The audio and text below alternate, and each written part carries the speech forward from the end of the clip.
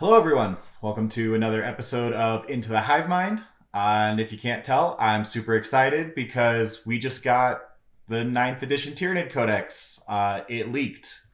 I believe we're still 3 weeks out before the Codex even comes out. But yeah, somebody leaked it, and we've got about 60 pages worth of brand new ninth edition Tyranid rules.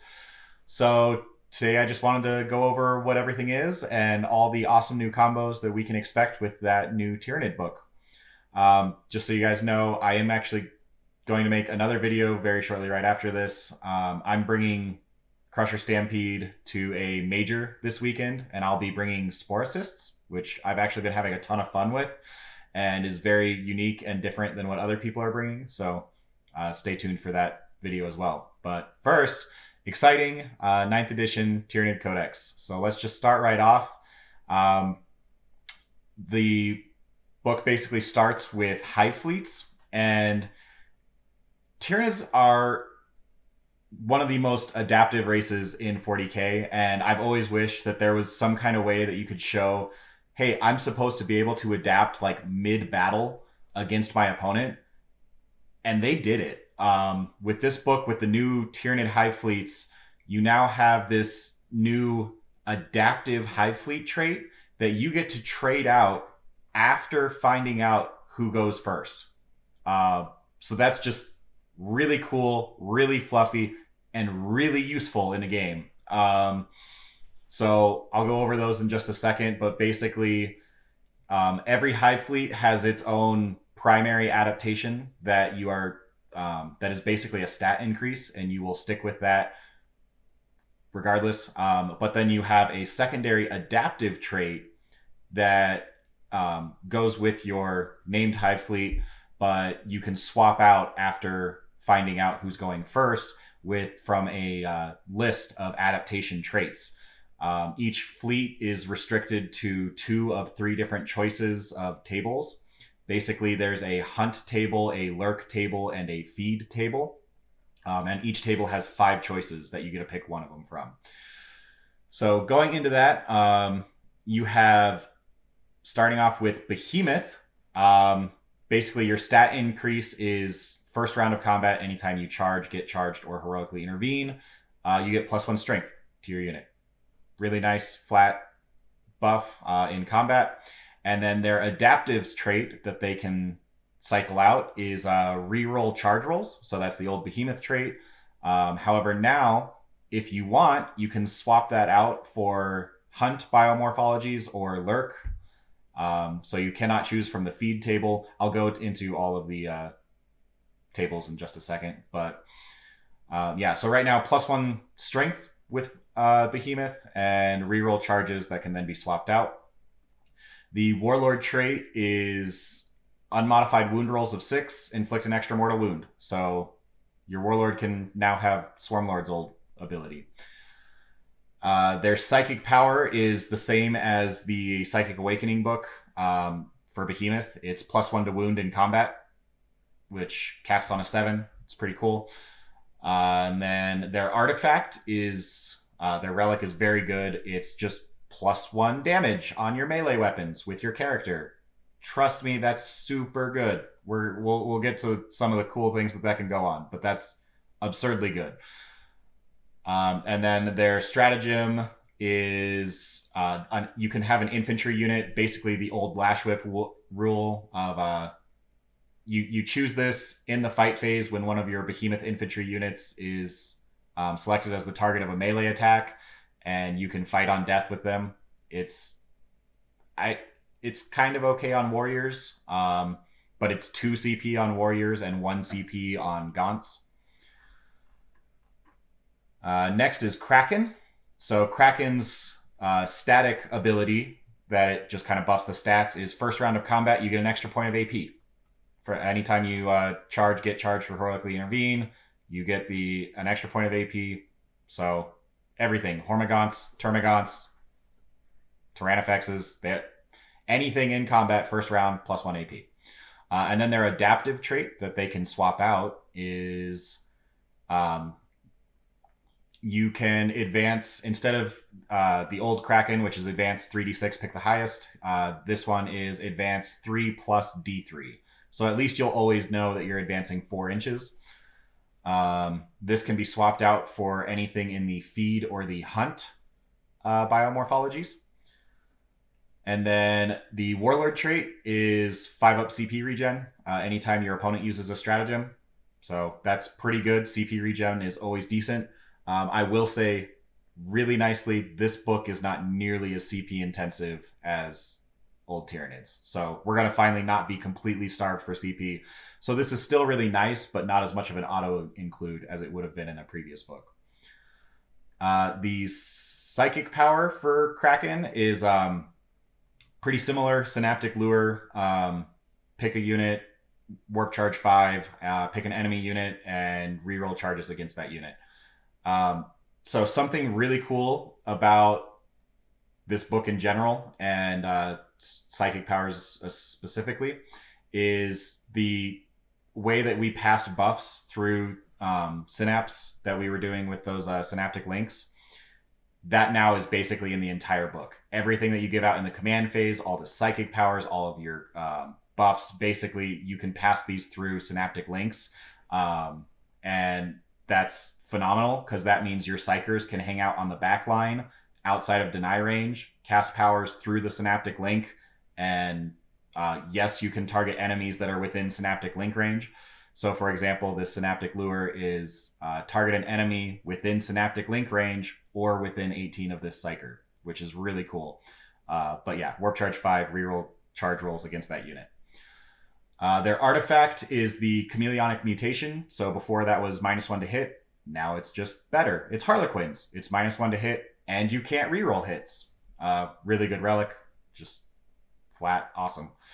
Their stratagem, opportunistic advance. Before this was double your advance move. Now this is don't roll for the advance, just go flat 8, which is cool. And then you also do not suffer penalty for advancing and shooting assault weapons. It's pretty good. You can go really fast, really far with Kraken. They are still by far one of the most mobile fleets. Same as before. Leviathan. Sorry. Leviathan is probably the most broken Hive fleet. It is absolutely absurd because their default trait that you don't switch out is transhuman on all your synapse. Just all of it. So warriors that are synapse, this is what's going to be busted with this. Your warriors have transhuman now. Your Hive Tyrants are transhuman. Your Zoanthropes are transhuman. Yeah. So if you're looking for a warrior spam list specifically, Leviathan is your go-to. Speaking of Leviathan, I'm sure everyone's going to be asking, we don't know. We don't know if it stacks with Crusher Stampede and the Octarius stuff. My guess is no. And that's fine. This is a very good codex that seems actually reasonably balanced. If we get to keep the Warzone Octarius stuff, it's not going to be balanced and everyone's going to hate you for playing Tyranids. So I prefer that we actually don't get the new stuff. Don't get the old stuff with the new stuff. But anyways, so Leviathan, transhuman on all of your synapse creatures. Stalwart on all of your non-synapse. So any unmodified wound roll of 1 or 2 fails against anything else that is within your synaptic link range. Yeah, that's really good. So Leviathan, I think, is going to be the go-to, but none of them are bad. I don't think Leviathan is so far away from the others that you're never going to see anything else, but it is very much, in my opinion, probably one of the strongest ones. Their adaptive trait that you do swap out is just a reroll a hit roll for each unit. You will probably swap that out, but that's, if you don't want to, that's what it is. The Warlord trait is a free reroll. It's the Blood Games thing that the Custodies have. You get to reroll 1 roll per battle round on your Warlord. Those rolls can be either a hit, wound, damage, advance, charge, save, or psychic test. So that's pretty big, especially psychic test is pretty cool. Speaking of which, their psychic power, select a Leviathan unit within Synaptic Link range, and until the start of your next turn, you get the benefit of a model's Synaptic Imperative ability, which we'll get to those in a little bit. But that's an addition. Basically, Synaptic Imperatives, you get to pick one cool Synapse ability per turn, and it's in effect for your whole army, but you can only use each one once per game. This one allows you to gain a benefit of another Synaptic Link that you've already used in addition to the current Synaptic Link. It's an absurdly good psychic power, and it's in Leviathan, which already has the absurdly good trait. So that's... I kind of wish they weren't stacked up like that, but they are. Your Relic is basically... it's the Preceptic Node. I actually haven't looked at this. In your reinforcement step, each time an enemy unit... Oh, it's an Auspex scan. Every time an enemy unit is set up in the reinforcement step within 18 of the guy holding this relic, select a Leviathan core or character within 6 who can shoot them. Very situational. If it was pick a friendly unit within 18 to Auspex scan, then it'd be really good. Because it's 18 of the guy holding the relic, then pick a friendly within 6, you're probably not going to use that. Plus, our core shooting is not very good. Hive Guard don't have core, so it's basically Gaunts and Warriors are the only things that you would probably use that with. Combined Assault is their stratagem. Use this in the fight phase, select an enemy unit within engagement range of 2 or more Leviathan units, and you get an extra point of AP. It's decent, nice to have. Before, it was reroll wound rolls of 1 if they're in combat with a flying and non-flying. So this is better than that, but still, it's all right. Next up is Gorgon. Gorgon got a huge buff, and situation I think could be very powerful. Before, Gorgon was reroll 1s to wound in combat. Now Gorgon is going full-on toxin, poison theme, which it was supposed to be. But now their static ability is every time an attack is made, shooting and combat, every time an attack is made, an unmodified wound roll of 4+ is always successful, excluding vehicles and Titanic. So every gun and every melee weapon in your Gorgon fleet has 4+ poison, which absolutely could be a list to build around, especially if Tyranids become a huge thing in the meta. Everyone's going to be running tons of monsters, so poison on every weapon you have is pretty good. Their adaptive trait that you can swap out is every time you're selected to shoot or fight, you can reroll a wound roll. Not bad. You can swap that out for feed or lurk table. The Warlord trait is start of the fight phase, pick a unit within, roll a die for each enemy within 3 of the Warlord, and on a 2 through 5 you do a mortal wound, and on a 6 you do D3. So a bubble of mortal wounds from your Warlord. Psychic power is Poisonous Influence, so Warp Charge 7, select a friendly Gorgon unit within Synaptic Link range, and until the start of your next Psychic phase, every time you make a melee attack, unmodified wound rolls of 6, inflict an extra mortal wound, up to a max of 6. So, really good, especially on like a Jormungandr, Genestealer squad, something that has buckets of attacks. You can do 6 mortal wounds in combat. Pretty strong. Warp Charge 7, though. Their Relic is actually really cool. It's +1 toughness and count as having double wounds remaining for determining characteristics. So a lot of our guys just got buffed up in toughness, and now this Relic can buff you up even more. So our Walking Hive Tyrants, they're toughness 8. Tervagons are toughness 8. Take this Relic, they're now toughness 9. Seems pretty good. Just make them extra hard to kill. And then their stratagem for Gorgon, again, they're all about poison and toxin sacks. So this one, toxin sacks are 6s to hit, auto wound. Now for 1 CP in Gorgon, toxin sacks, auto wound on a 5, unmodified. Not bad. But it does require you take toxin sacks. Jormungandr. This is decent. It's the old cover outside of 18 trait. So basically, every time a ranged attack targets a monster outside of 18, you count as being in dense terrain or dense cover. And then every time it's outside of 12 of a non-monster, you get cover. So basically, you're getting -1 to hit outside of 12 for anything that's not a monster, and you have to be outside of 18 if you are a monster. But -1 to hit. That's solid, especially with Tau being our current oppressors. -1 to hit on Tau is actually huge.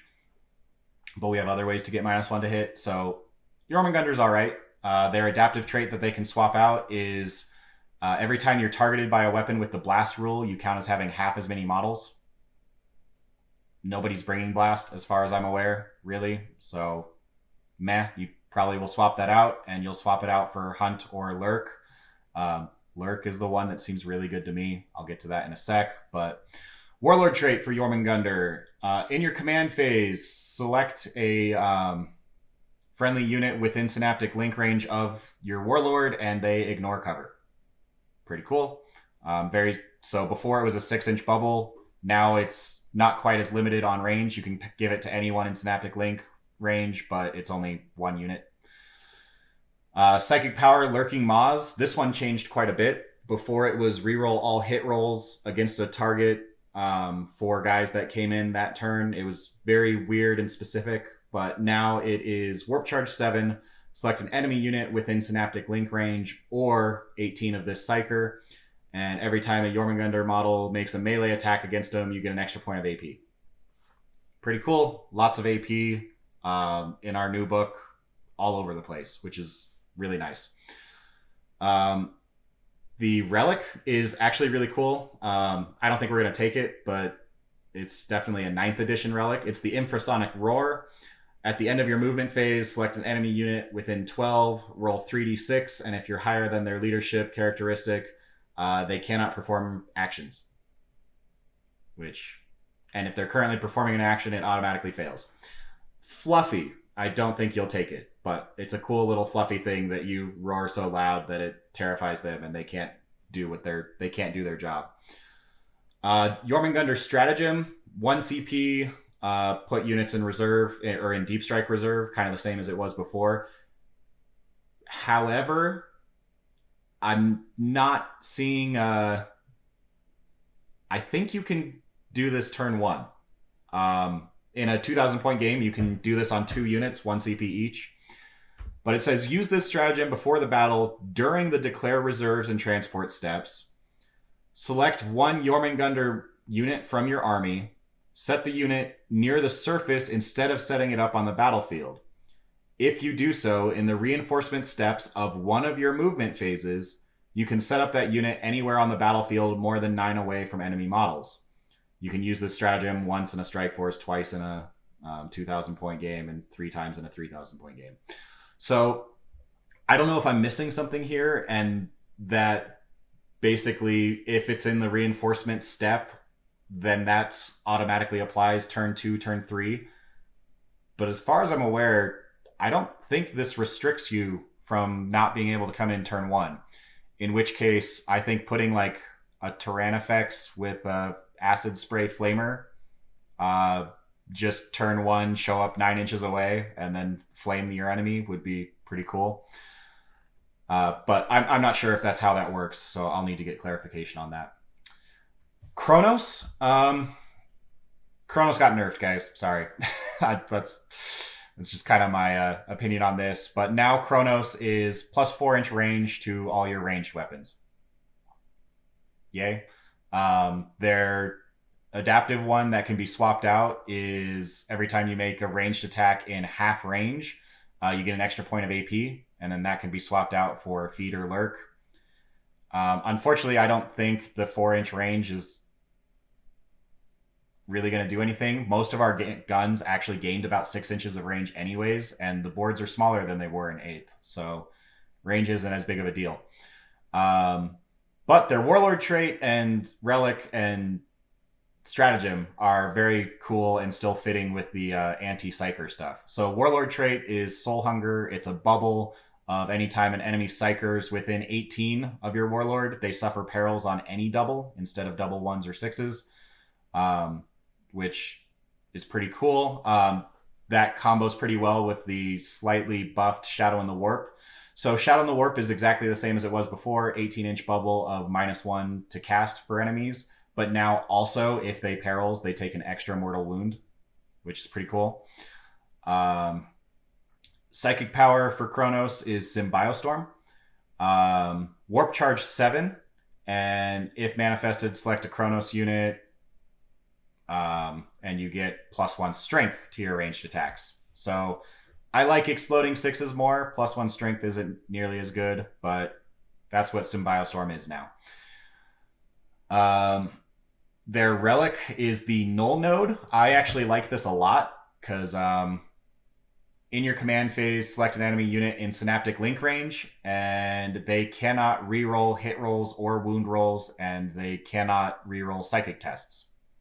So turn off rerolls to hit and wound and psychic powers that you can pass through Synaptic Links.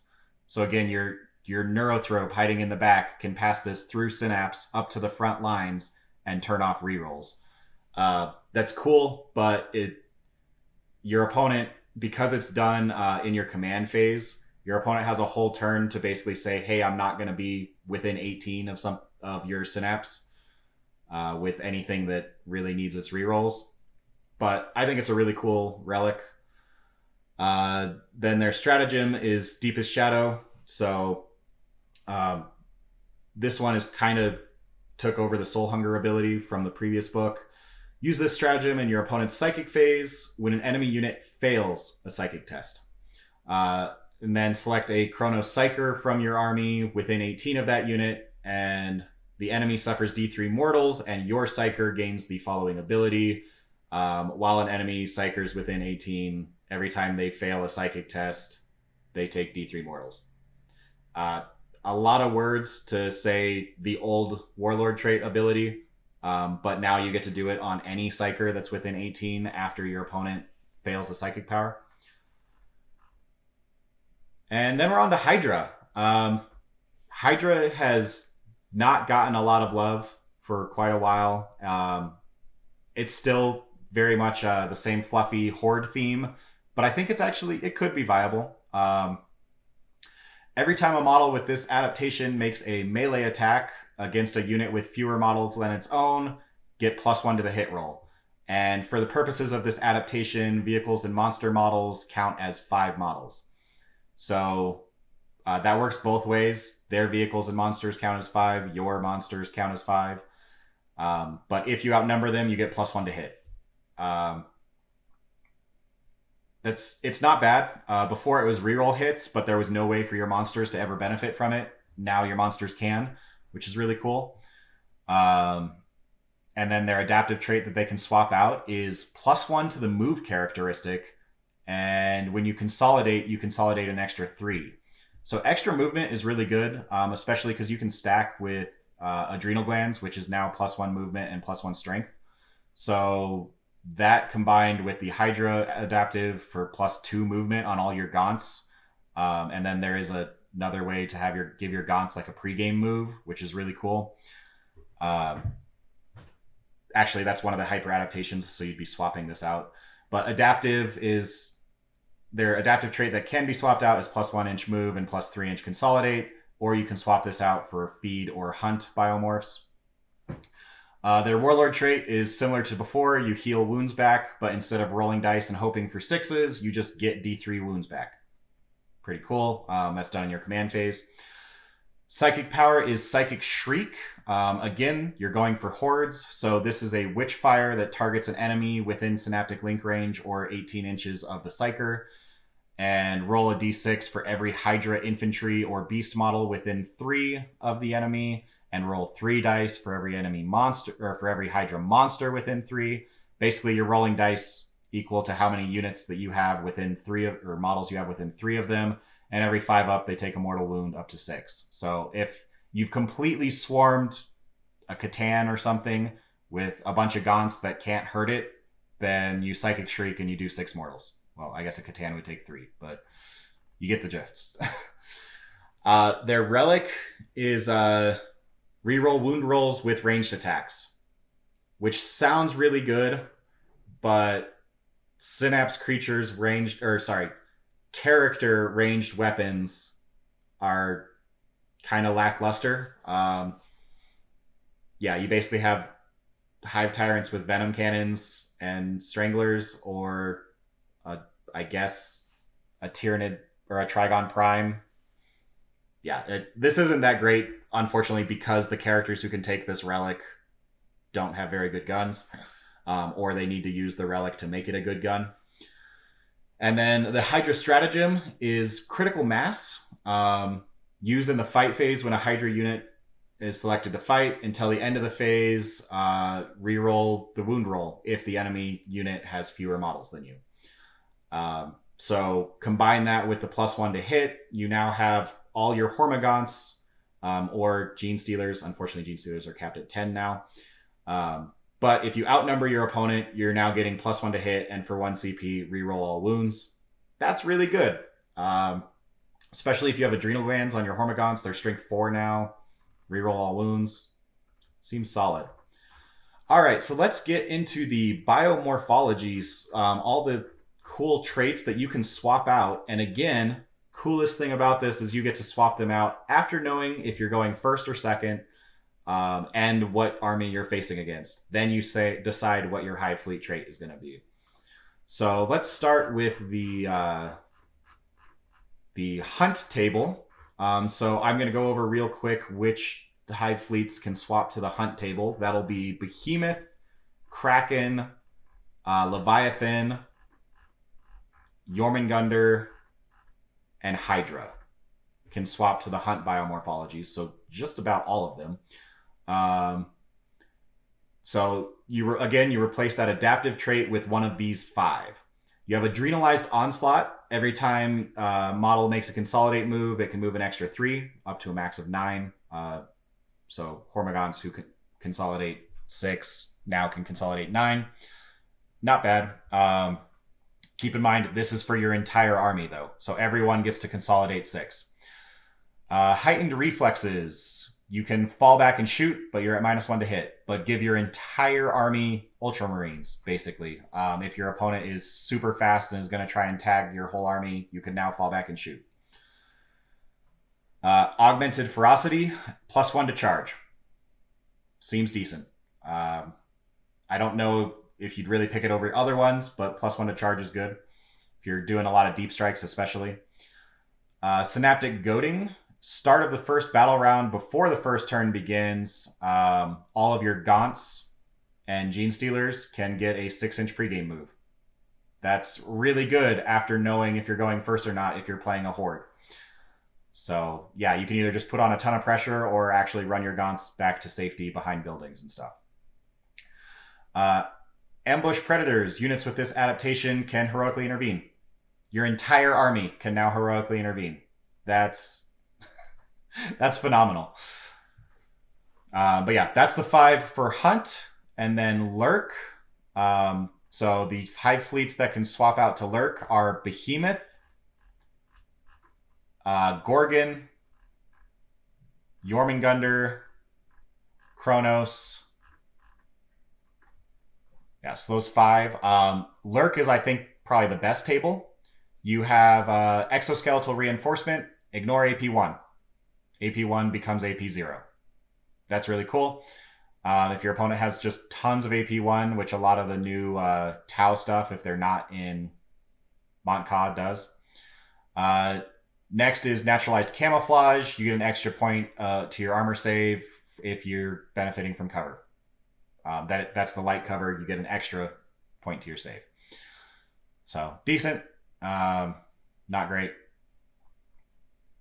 But if you're running maybe all warriors or something with the...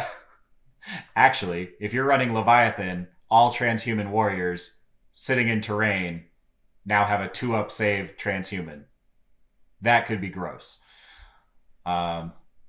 However, if you're not running all warriors and you're going for monsters instead, Territorial Instincts is, I believe, the best one by far and is going to be my go-to default. Monster models with this adaptation have objective secured, and if they have 10 or more wounds, they count as 5 models when determining control of an objective marker. That's stupidly good, so even if we lose Crusher Stampede, we still can have OBSEC 5 wound monsters, which is really cool. Yeah, I'm building most of my lists around this. Unfeeling Resilience, you count as having double wounds for your characteristic. Meh. Synaptic Ganglia. This one's really cool. Super Psychic. You can reroll Deny the Witch tests, and every time a psychic power is manifested, you get plus 3 inch range. The range is kind of cool, but or is kind of whatever. But the reroll Deny the Witches, if you're going up against Grey Knights or some incredibly psychic army, you can just be like, well, actually, I'm just going to deny every power you have. Seems really good. Finally, we have the feed table. Hive fleets that can take feed are Kraken, Leviathan, Gorgon, Kronos, and Hydra. Feed biomorphologies are stabilizing membranes. Every time you do a wound roll with a ranged attack, you get an extra point of AP. Seems good. Exoskeletal stabilization. You don't suffer the penalty for advancing and firing assault weapons. You don't suffer the penalty for moving and shooting heavy weapons. You don't suffer the penalty for shooting heavy weapons in combat with monsters. Cool. Wreathed in Shadow. This one's really cool. I just don't think you're going to actually use your your adaptation to actually do this, but your entire army can't be overwatched and your opponent can't set to defend. So take that, Tau. Yeah, if your opponent has like all flamers or something that you just can't charge into, I guess swap to this and now you can't be overwatched. Otherwise, you're probably picking something else. Relentless Hunger. Every time you fail a charge, you can make a normal move of 3 inches. That does not have to be towards the enemy, so that's really cool. I could see a weird Gaunt Carpet list that wants to just sit on objectives, use this just to get extra movement. Could be really good. Unstoppable Swarm. Units with this adaptation ignore any modifiers to move, advance, or charge rolls. So take that, Tau, with all your -2 charge abilities, or Custodes with your Tanglefoot grenades. No, we cannot be slowed down. All right, that is it for Hive Fleet adaptations. Now we have a whole bunch of stratagems. I didn't know whether to go stratagems first or datasheets first, and actually I think the stratagems made it easier for me to digest by going through those first. A lot of the like BS stratagems that's just kind of filler are gone for the most part. All of these are at least somewhat useful. There's not really any that you're just like, why would I ever do that? Or this doesn't even make sense. First stratagem is Scorch Bugs. This is probably the one that's contrary to what I just said. Plus 6 inch range to flesh borers, making them now 24 inch range, and plus 1 strength, making them strength 6. Strength 6 over strength 5 is not really a huge break point, and plus 6 inch range, again, range doesn't do a lot. This costs 2 CP if you use it on a monster or a unit of 16 or more models. Otherwise, it costs 1. I don't think it's a very niche situation if you're going to use this. Next stratagem, Voracious Appetite. That is the same one as before. 1 CP monster in combat rerolls wound rolls. Super good. I use it 24/7 with all my lists now. I will continue to use it in the future. Reroll wound rolls in combat is just incredibly good. Adrenal Surge. This is a new stratagem that is super useful.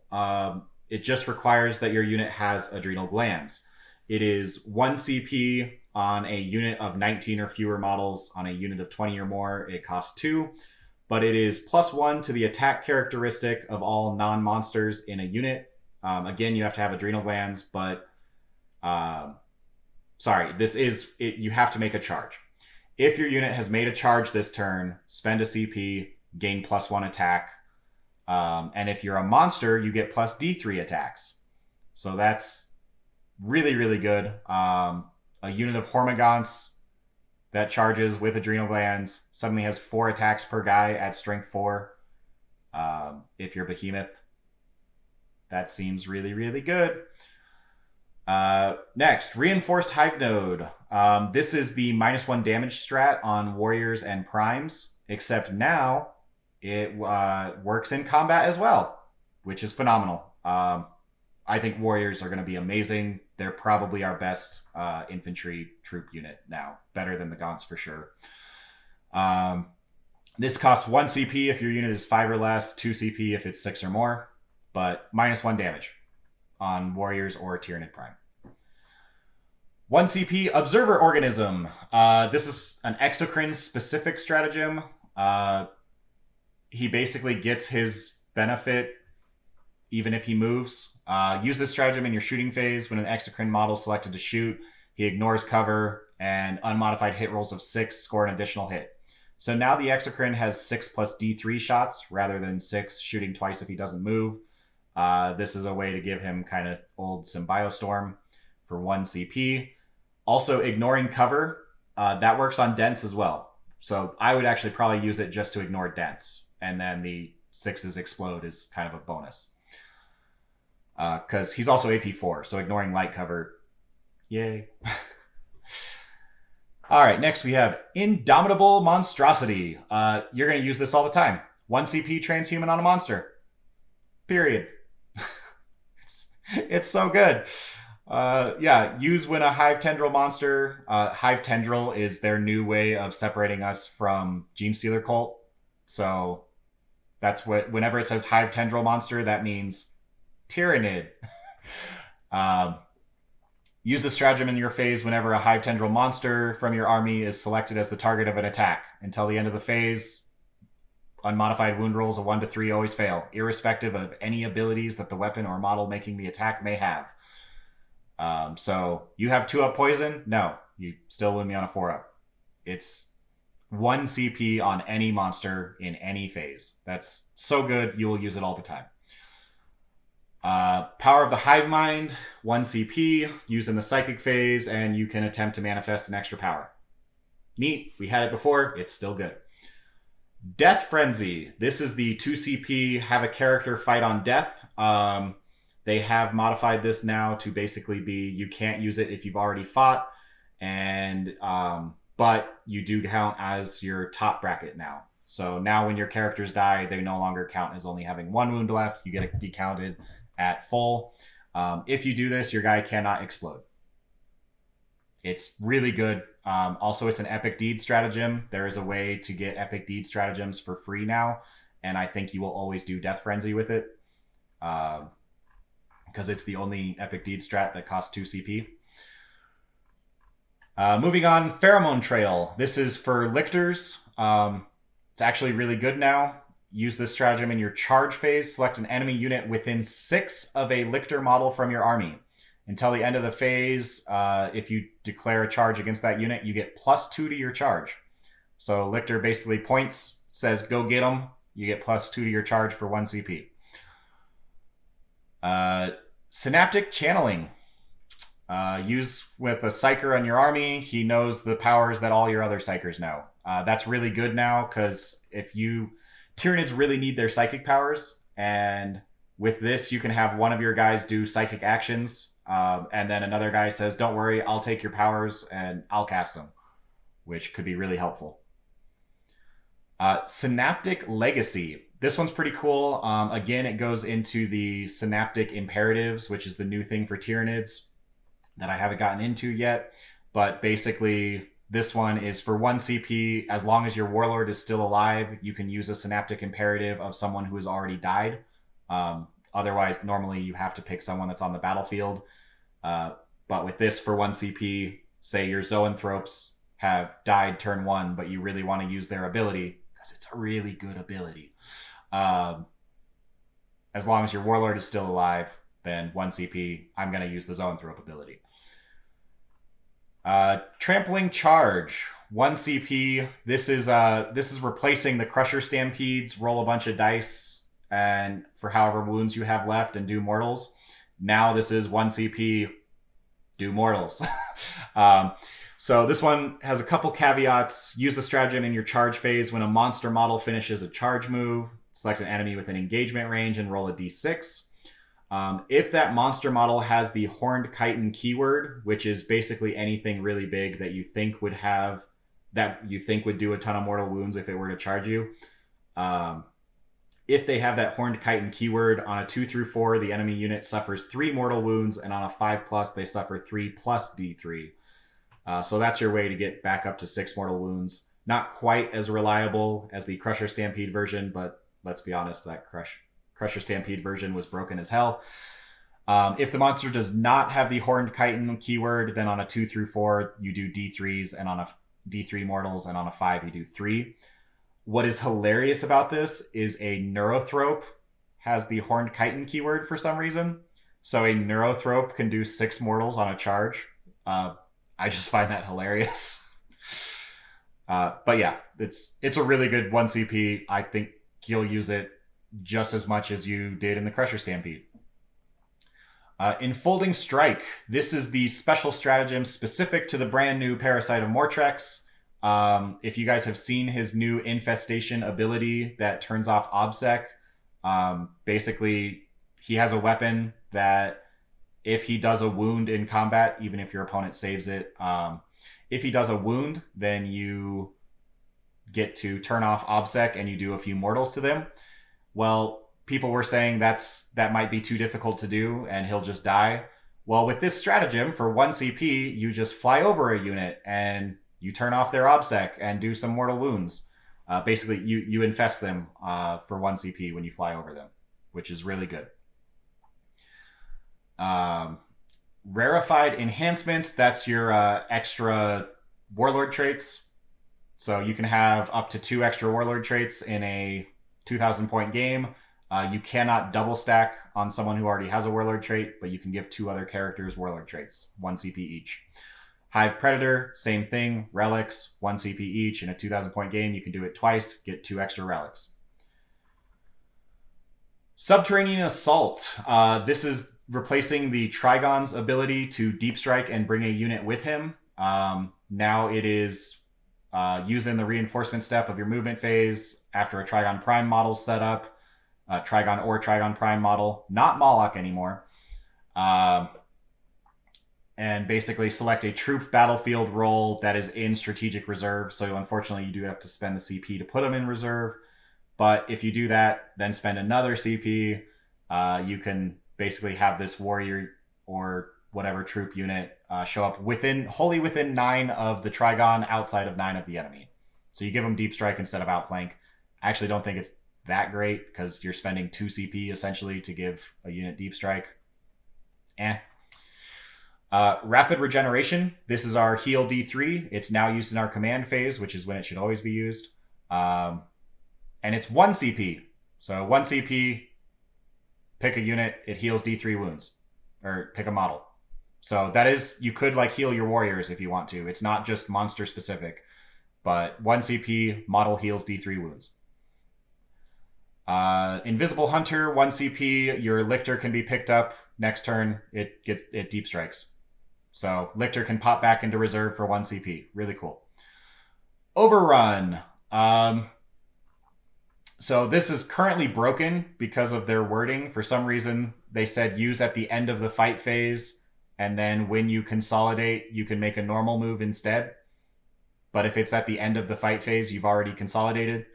So it's currently broken, but obviously the intent is, as long as you have no enemy models in engagement range after you fight, you can make a normal move instead of a consolidate, is what it's supposed to be. But for some reason, it says use at the end of the fight phase. Next is Shard Lure. This is replacing the Blood of Ball stratagem that was if you do a wound with a Synapse creature's ranged weapon, then you get to charge 3d6, drop the lowest. Now all you have to do is hit with a Synapse creature, and Synapse Creature's ranged weapon, and you get to roll an additional d6 and discard 1, charging against that unit. It's just a much upgraded version, because before you had to actually kill a model from the unit. Now you can do this on a vehicle, and you just have to hit. And it basically is a little synaptic beacon that says charge here. Way more reliable. 1 CP, 3d6, drop the lowest charge is super good. Specifically for me, I'm thinking Trigon Prime popping in from reserve, 9 inches away. And then he sits there and he shoots his gun that he has 12 shots with. One of them hits. Now he has a 3d6 charge out of Deep Strike. Seems really good. All right, moving on. So yeah, Endless Swarm, 1 CP. Any of your Gaunt units bring back D3 plus 3 models. That's really good. All these models have to be put within engagement range of models that already exist in the unit. You can't like string out because they are all brought back at once. You don't put them one at a time. But yeah, 1 CP, get 4 to 6 Gaunts back to a unit. That's really good. 1 CP, Instinctive Rampage. A Hive Tyrant model that is, after a Hive Tyrant has been killed, your Hive Guard get all pissed off because they failed at their job. And whatever enemy unit killed your Hive Tyrant, the the Tyrant Guard get a massive buff against them. They get +4 to any charge roll against that unit, and they get +1 to hit and wound against them. So fluffy, fun, could be useful if for some reason your Hive Tyrant or your Tyrant Guard failed at protecting their Hive Tyrant. But I don't know, I like it. It's fun. Bounding Advance. This is for Hormagaunts. If your unit is 15 or less, it costs 1 CP. Otherwise, it costs 2. But using your movement phase, when your Hormagaunt unit is selected to advance, they can auto-advance 6, and then they can still charge. So this is a way to give your Hormagaunts advance and charge without using Onslaught. And yes, Onslaught is still a thing. But yeah, Hormagaunts are also now 10-inch base move. So they're going with this 16 inches and still charging. That's really good for 1 CP or 2 on a big unit. Encircle the Prey. This stratagem seems a little broken, gonna be honest. Use at the end of your turn. Select a burrower unit or a unit that can fly. Remove the unit from the battlefield and they go into reserve. Yeah. So, as is right now, there are a lot of things that could get a huge bonus from this, and it's done at the end of your turn, where basically you can shoot your opponent with something that can fly. For example, a Harridan. And then 1 CP, the Harridan goes into reserve. And next turn, it shows up in Deep Strike and shoots your opponent. They did at least put in the caveat that you cannot be selected for this stratagem if you're set up on the battlefield this turn. So you can't be invulnerable, the old Taraxi thing that Admech was doing, but it's still really, really good. Alternatively, you have a Hive Tyrant that has the Relic Adrenal Glands that give you +2 to charge, and you Deep Strike in, you charge, you kill something in combat, but you're now on the wrong side of the board. Next turn, you pop back into reserve, and then you show up on the other side of the board again. You have a 7-inch charge out of reserve because of your Relic Adrenal Glands. That just seems really good. Anything that burrows or flies. So that's Molochs, that's Trigons, that's Rippers, that's Gargoyles, Hive Tyrant, Flying Hive Tyrants. There's a lot of things that you can use this with. But yeah, basically just 1 CP, pop back into reserve. And that's not even going to mention about just using this on Gargoyles to do Knockmoon. Retrieve Knockmoon data. It seems really, really good. 1 CP. Spore Clouds, 1 CP. Increase the range of Sporecaster units' abilities by 6. So that is your Venom Thropes. Their 6-inch Spore Cloud of -1 to hit now is a 12-inch bubble of -1 to hit. Absurdly good. The only downside for this is you have to stay stationary. So using your movement phase when a Sporecaster unit is selected to remain stationary, get 6 inches to your range.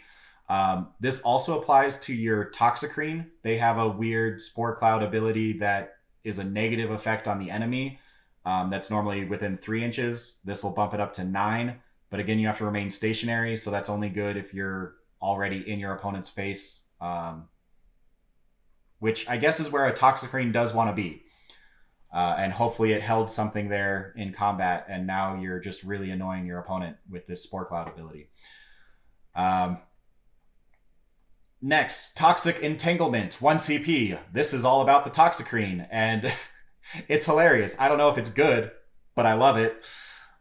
Use this stratagem in your shooting phase when a Toxicrene model from your army scores a hit against an enemy unit, excluding aircraft, with a ranged attack. So the Toxicrene basically has now dropped the damage to 1 on all of his attacks, but he's doubled the number. So his ranged attacks is still just whips at 8-inch range.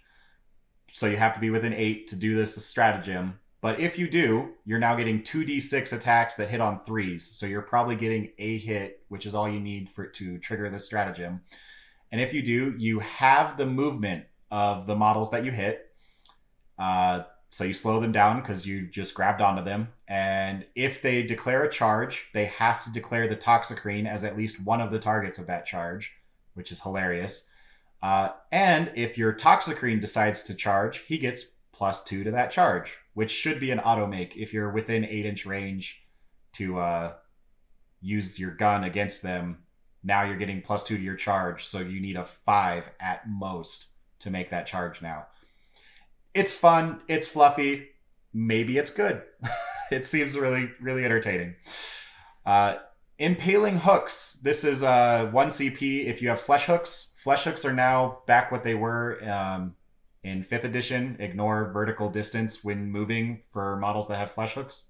They're just cool little grappling hooks. But now, for this stratagem, use in the fight phase with a Flesh Hook unit, and until the end of the phase, all of your melee attacks get +1 to hit. So I guess you stab them with your Flesh Hooks and are holding them in place, making them easier to hit. Cool. Psychotropic Venom. This is still also Toxicrene, but also anyone that has Lash Whips. It's anti-leadership, which normally I say anti-leadership does nothing. This one's pretty decent. 1 CP, start of the morale phase, select an enemy unit in engagement range of a Lash Whip or a Toxic Lash unit from your army. So that's anyone that has a Lash Whip or Venom Thropes or Toxicrene. And until the end of the phase, they have -2 leadership, -1 combat attrition. So I feel like this could just be 1 CP, make your opponent spend 2 CP to auto pass morale, which trading 1 for 2 is pretty cool. There's actually a decent amount of leadership shenanigans in this that there might actually be play with it. Acidic Torrent. This is a weird one that I don't think you're going to use. 1 CP, use in the fight phase when a unit from your army contains any Acid Maw models selected to fight. As far as I'm aware, this is Pyrovores, which are currently limited 1 to 3, or Gene Stealers, which again, you can only have 1 Acid Maw per 4 Gene Stealers still. And that means with the new cap to Gene Stealers, you can have at most 2 Acid Maws in that unit, or 3 with Pyrovores. But when that unit is selected to fight, select an enemy unit in engagement range, and for each Acid Maw infantry model in your unit, roll a d6, and on a 3+, you do a mortal wound to a max of 6. So I'm not, as far as I'm aware, the most you could do is 3 if you have a unit of 3 Pyrovores. But who knows? Maybe they're just future-proofing against some other new unit, or maybe I missed something that has Acid Maws. But it's mortal wounds for 1 CP on a 3-up. Corrosive Viscera, or Corrosive Viscera. This is Acid Blood. So now anyone who used to have Acid Blood, now they just have it as a keyword. Unfortunately, this stratagem is a little too expensive, and it is 2 CP, but now it triggers on a 4+ to do a mortal wound. So in the fight phase, anytime you would lose a wound as a result of a melee attack, roll a d6, and on a 4+, the enemy, the attacking model's unit suffers a mortal wound up to a cap of 6. So if this is something like your Haruspex is absolutely going to die in combat, this is spend 2 CP, roll 15 dice, and as long as you get 6 4+, you do 6 mortals. It's good. I don't know if it's 2 CP good. Blinding Venom. This is the old Gargoyle ability coming back. 1 CP. Use at the start of your fight phase. Select an enemy unit in engagement range of your Gargoyle unit. And until the end of the phase, they are -1 to hit, and they cannot reroll hits. That's really, really good. That's better than the old blind rule that Gargoyles used to have, in my opinion. Pathogenic Slime. Again, the reason that that one's really good is because it's done at the start of the fight phase. So your Gargoyles don't even have to attack first in order to trigger this. They just start of the fight phase, 1 CP. You just made a unit worthless because of your Gargoyles. Pathogenic Slime. This before was the +1 damage on monsters' ranged weapons. Now it's completely different. It's Toxin Sacks for ranged weapons, but you have to actually have Toxin Sacks in order to use the stratagem. 1 CP, pick a unit in your army that has Toxin Sacks, and hit rolls of 6 automatically wound. Sorry. This is 1 CP if you have Toxin Sacks already, otherwise it's 2 CP, but it's 6s to hit, automatically wound with your ranged attacks. So, I don't think we have the volume of shots to make that worth it, but maybe I'm missing something. Next up are Adaptive Physiologies. So these are changed. Before, you were sacrificing either a Warlord trait or stuff like that. To now they're just points. You pay points to get Adaptive Physiologies. Currently, I believe it's a typo because the middle of the book and the back of the book disagree with each other on who can take this. Currently in this section, it says characters and Titanic cannot take this. In the back of the book, it says unique characters and Titanic cannot take this. I tend to believe the back of the book a lot more, but maybe this sucks because you can't put it on characters. That would be really bad because you definitely want to. But what you can do, you have Dermic Symbiosis. For 25 points, you can give a model a 4+ invuln save. Really good. I'll pay 25 points for a 4-up invuln. A lot of our monsters actually don't have invulns at all, so that's super good.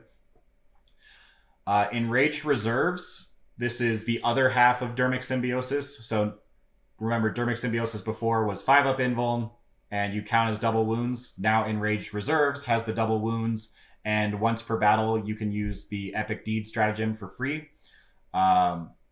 This feels very much like you want to use it on the Fight on Death stratagem, except for the fact that that's restricted specifically to characters, and if you can't put this on characters, this seems pretty bad, because the Epic Deed stratagem, every other Epic Deed stratagem only costs 1 CP.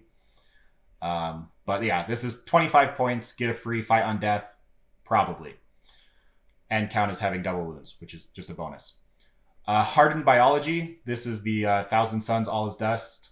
Every time an attack with a damage characteristic of 1 is allocated to you, you get +1 to your saving throw. I forget how many points this is. They're pretty much all like 20 or 25. Let's see. This is 15. 15 points for +1 save against 1 damage weapons. This is okay. Honestly, most of our monsters got a 2-up armor save now. So we don't actually need it, but for the few guys who do, it's decent. And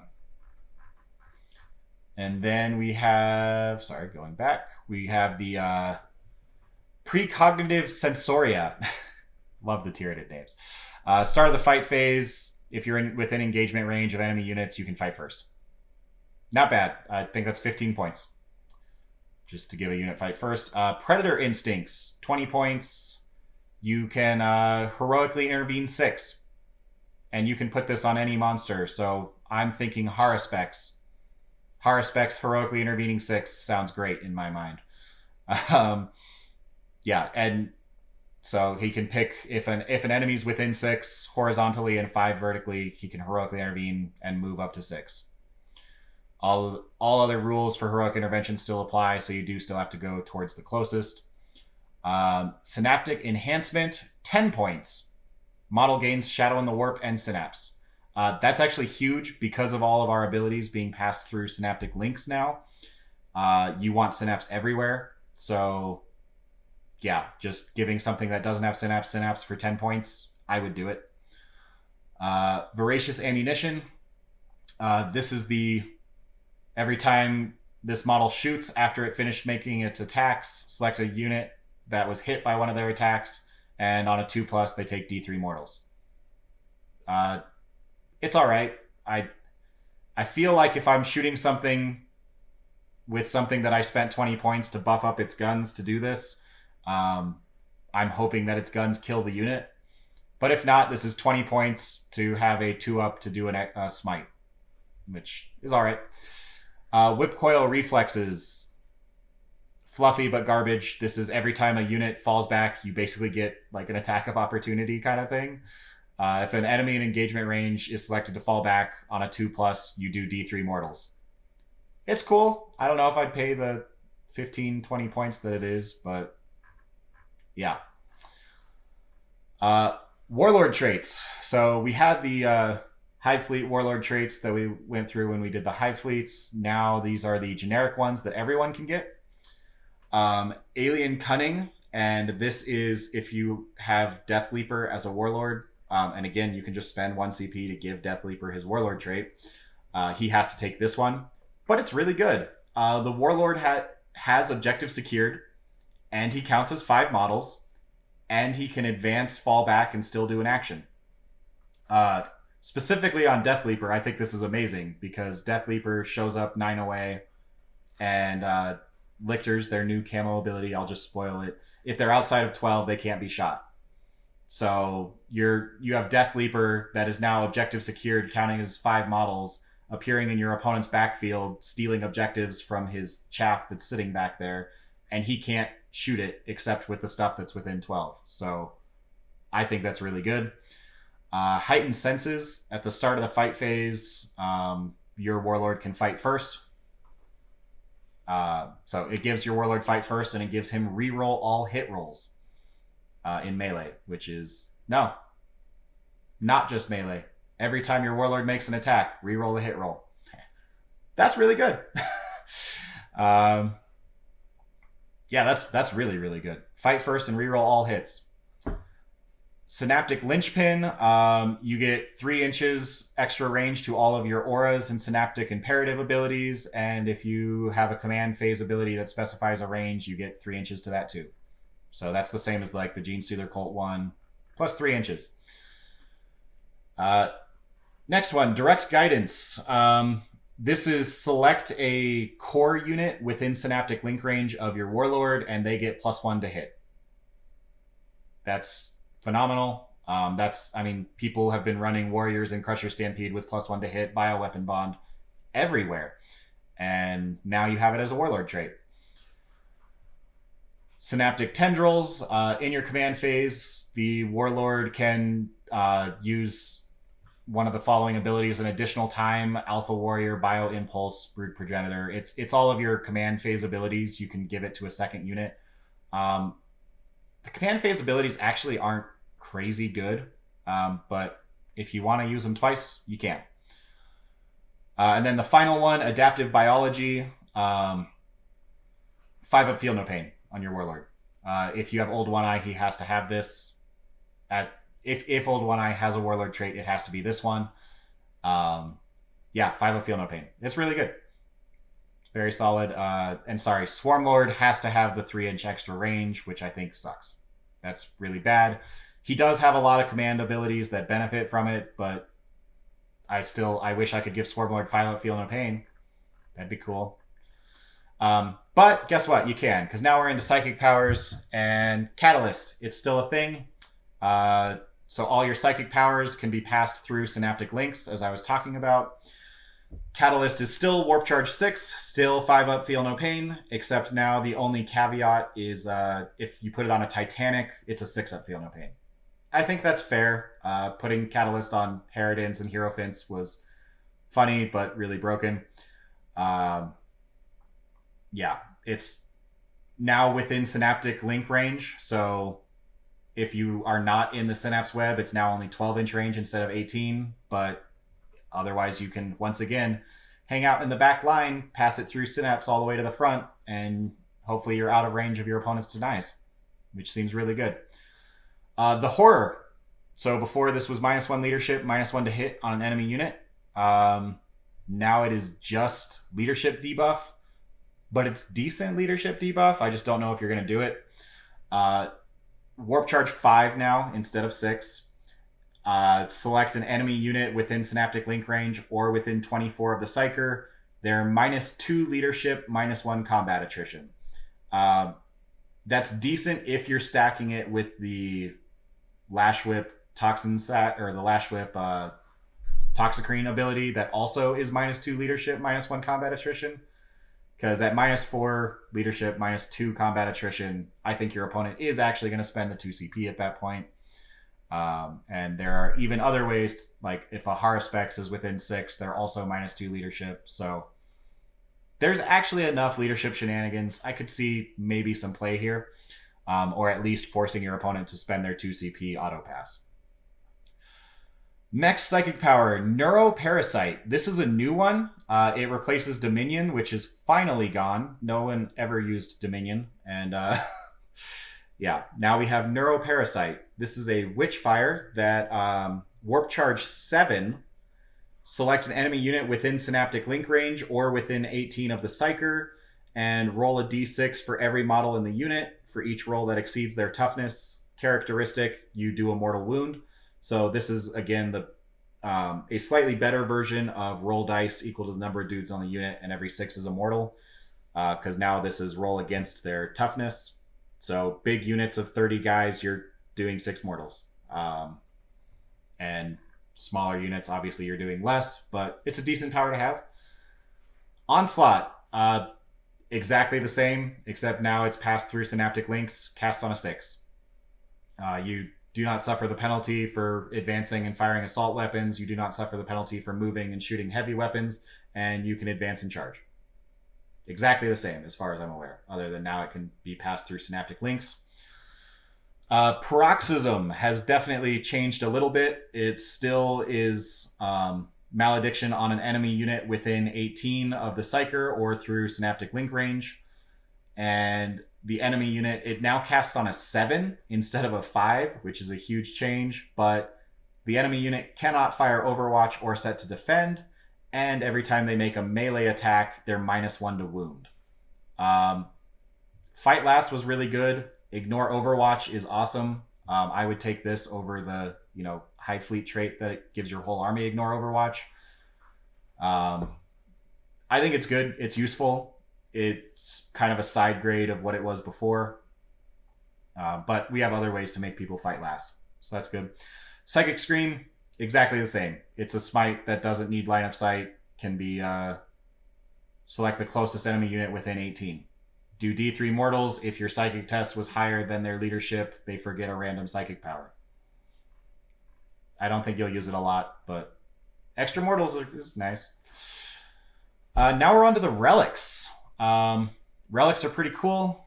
We only have 12 of them, but they're actually all pretty decent. First up, you've got the Yumgirl factor. This is start of the fight phase. Select one of the following stat buffs. It's the same as before, except now it's +2 to strength, +1 to attack, or +1 to toughness. But it's only till the end of the phase.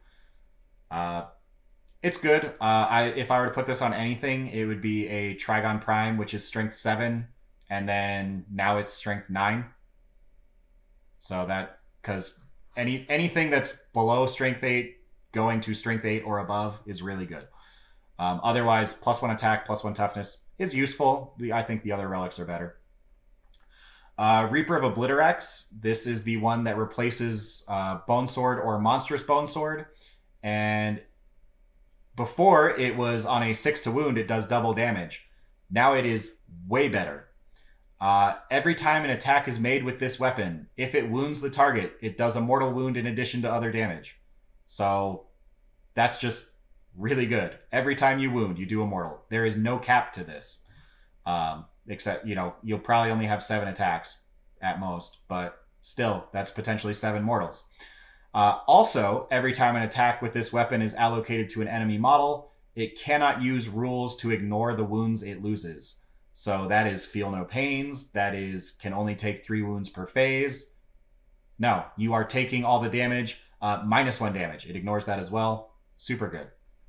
I expect if you're running a monstrous bone sword, you're probably taking that relic. Next up, Maw Claws of Thyrax. This one, it's an old relic that was pretty bad, and now it is much better. You get +1 to attack, or +1 to your attack characteristic. Every time you make a melee attack, you can reroll the wound roll. And every time you destroy an enemy unit as a result of a melee attack, until the end of the battle, you get +1 to your attack characteristic up to a maximum stack of +3. So, yeah, really cool relic. I don't know how much you're going to be taking this, but +1 attack, reroll wounds, and potentially additional attacks. I don't see how that could really go wrong. Resonance Barb. I think it's basically the same as it was before. Psyker model only, +1 to psychic tests, and an additional power. So before it was cast an additional, now an additional. And you have +1 to cast. Cool. Pathogenesis. Same as before, +8-inch range to ranged weapons, and every time you shoot, reroll a hit and wound. Cool. I don't think you'll take it, but cool. Again, the problem is any monster that can take a relic is not going to have a very good gun. So, but there you go. Size of Tyran. Replace monstrous scything talons with this relic. Strength +2, AP 4, flat 3 damage, and you still get the additional attacks. So I believe that is over strength +1, AP. So you get an extra strength, an extra AP, and an extra damage. All right, that's murderous size on scything talons. That's really what that is. Yeah, I'll take that. Balethorn Cannon, so much better than the old version of this. The old version of this was ignore invuln saves, but still was just a Stranglethorn Cannon, which no one would ever take. Now it replaces the Stranglethorn Cannon, is range 36, heavy D3 +3, which is the new Stranglethorn Cannon profile. But now this one is strength 10, AP 3, flat 3 damage. That's really strong. A walking Hive Tyrant with this would actually, that would do some work. Same with Shard Gullet, which is the new relic heavy Venom Cannon. It replaces a heavy Venom Cannon and is Assault 3, 36-inch range, Strength 12, AP 5 for 5.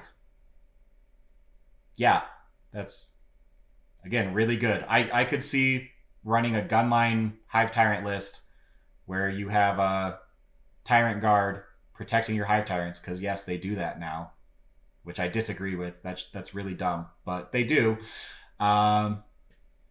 Yeah, so you have a unit of Hive Guard hiding behind a wall, a unit of Tyrant Guard hiding behind a wall with 3 walking Hive Tyrants in front of them, or at least the 2, running both of these relic guns and just shooting across the field, and they can't be shot back. It's gonna be dumb. Gestation Sac. This is a hilarious relic and is very fluffy. I don't know if you'll take it, but I love it. It's once per battle, the bearer can perform the following action. It is done at the start of your shooting phase and is completed at the end of your shooting phase. So instead of shooting, you can do this action, and You set up a new unit of Ripper Swarms within 3 of this model, not within engagement range of enemy units. And that Ripper Swarm unit contains D3+1 models. These do not cost you any reinforcement points. So you just have a random guy walk over there and spit up some Rippers. I just love the fluff of it. I mean, adding a new unit is no joke. If you have nothing better to do a relic on, it's good. Unfortunately, Rippers are not OBSEC anymore because they're now fast attack, but still, adding a unit for free, you can't go wrong with that. Dirge Heart of Karis. This is definitely a brand new relic, and I think it's really strong. Each time the bearer is selected to fight after resolving its attacks, select an enemy unit hit by an attack, and until the end of the next turn, that unit loses objective secured and has -1 leadership. Losing objective secured is huge, especially if you're doing the Hive trait where your monsters are objective secured. So you just put this on a monster that is OBSEC and counts as 5 models, and as long as it hits the unit, they just lost their objective secured and you just swapped the objective. I think that's huge. And it lasts until the end of the next turn. So that's amazing. The Passenger. This is the replacement for the Adrenal Glands relic, and it is vastly better. It is +2 to advance rolls made for the bearer and +2 to charge rolls. This does not replace the Adrenal Glands. So Adrenal Glands gives you +1 to move. Then this gives you +2 to advance and +2 to charge. So yeah, you have a guy that can fly super far up the board, especially if you cast Onslaught on him. This is essentially a +4 to your threat range, in addition to the +1 that your Adrenal Glands already gave you. Yeah. I think you can see this a lot. It also gives things like Trigon Primes or Hive Tyrants that Deep Strike in a 7-inch charge out of Deep Strike, which is phenomenal. Final relic, Seer Hive. This replaces Toxin Sacks. Or sorry, it doesn't replace Toxin Sacks. You still have your Toxin Sacks. You just also get this benefit that every time you make a melee attack against a unit excluding monster or vehicle, if you hit, you wound. So it's 1+ poison against non-monsters and vehicles. If you're going up against a monster and vehicle, though, you still have your Toxin Sacks to auto wound on a 6, which is cool. All right, so that's our relics. Let's go really quick into the new Tyranid secondaries. Well, we had one previewed for us, and it was the worst secondary in the game. Don't worry, it's still there. Ignore it. Synaptic Insight is utter garbage. I would be surprised if you even got 6 points on it ever. Then we have Spore Nodes. This is probably the best one. This is a shadow operation, so it replaces things like Retrieve Knockwound data or deploy banners. This one is score 4 victory points every time a unit from your army successfully completes the following action. And then it goes on to say that the action is only performable by troops, but it is Seed Spore Node. 1 troop unit from your army can perform this action at the end of your movement phase from the second battle round onwards, so you cannot do this turn 1. If it is within 6 inches of your opponent's deployment zone and not within 6 inches of another Spore Node objective marker, the action is completed at the end of your turn, which is really nice. So you just need to get within 6 of your opponent's deployment zone and then spend your turn doing an action and your opponent can't stop you. But if it's completed, you get to place a Spore Node objective marker anywhere wholly within your opponent's deployment zone and within 1 inch of the unit that completed this action. Now, this I'm very confused by because the wording on this just doesn't make sense. You have to be within 6 of your opponent's deployment zone. So let's say you are right at that 6. You then deploy this node, and it has to be placed wholly within your opponent's deployment zone and within 1 of your troop unit. So if you were 6 inches away, that's impossible. So I don't know if your troop unit has to be closer. in which case, why don't they just say that? But yeah, anyways, you place this within 1 inch of the unit that did it and 6 inches outside of wholly within your opponent's deployment zone, within 1 inch of the completed action.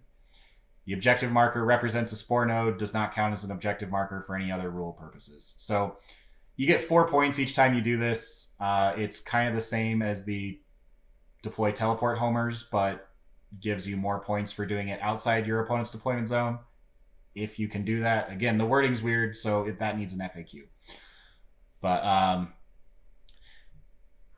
the last secondary, we get 3 of them, is a Purge the Enemy. So this is going to replace like the Assassinate category.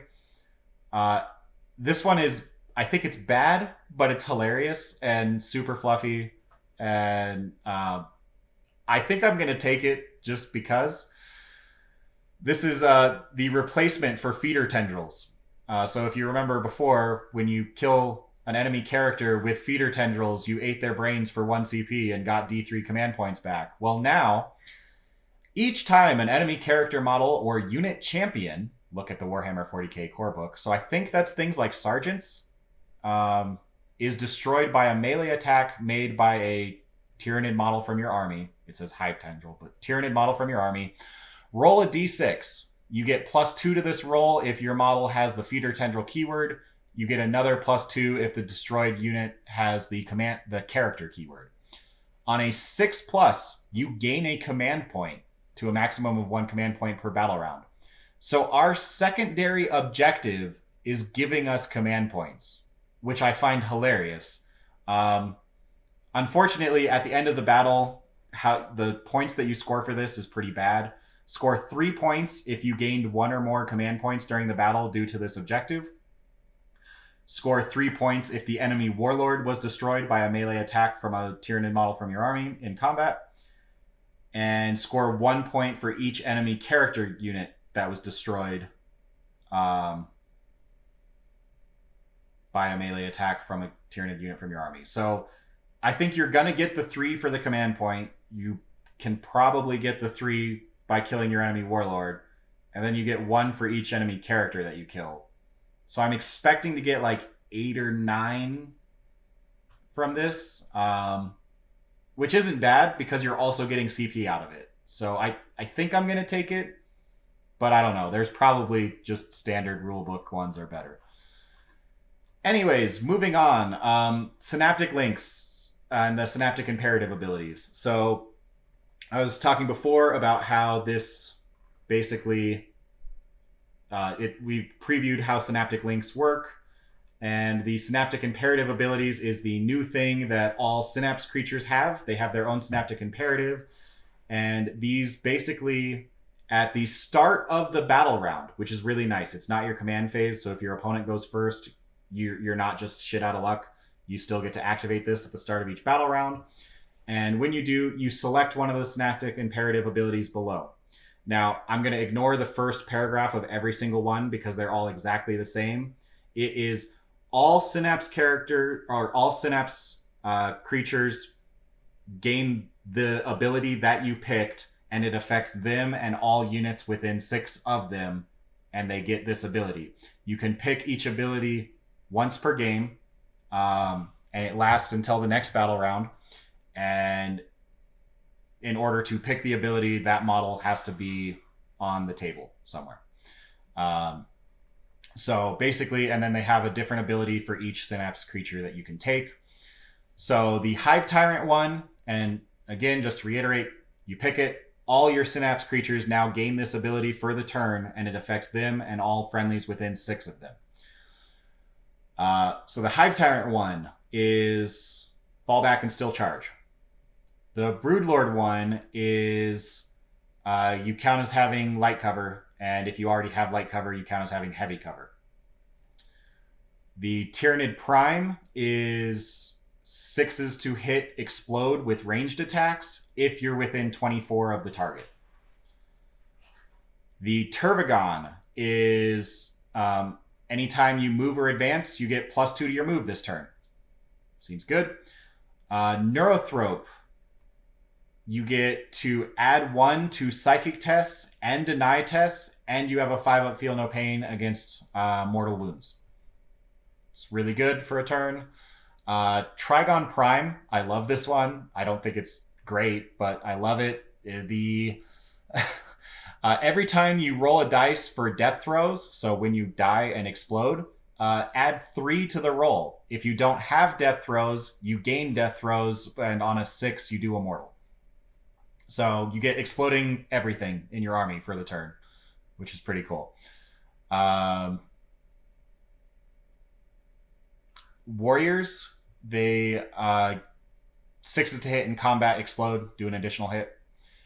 Maleceptor, this one is all about actions. If a unit is performing an action, it can make a ranged attack without failing. It can do a ranged attack even if it advanced or fell back. Or sorry, it can do an action even if it advanced or fell back. And then if you're a psyker, performing a psychic action does not prevent you from manifesting psychic powers. So I think that's super good. Actions are huge in the new GT mission pack. Zoanthropes, this one is probably the best one. Monster models get a 4+ invuln. Non-monsters get a 5+ invuln. So they shield your whole army for a turn. Super good for turn 1. And then the Parasite Amortrex, he is Synapse. So he gets a Synaptic Insight, and it is an extra 3-inch pile-in or consolidate. Army-wide. That's really cool. All right, so that's all your Synaptic Insights. Again, you pick one of those at the beginning of each battle round. You can only use each one once.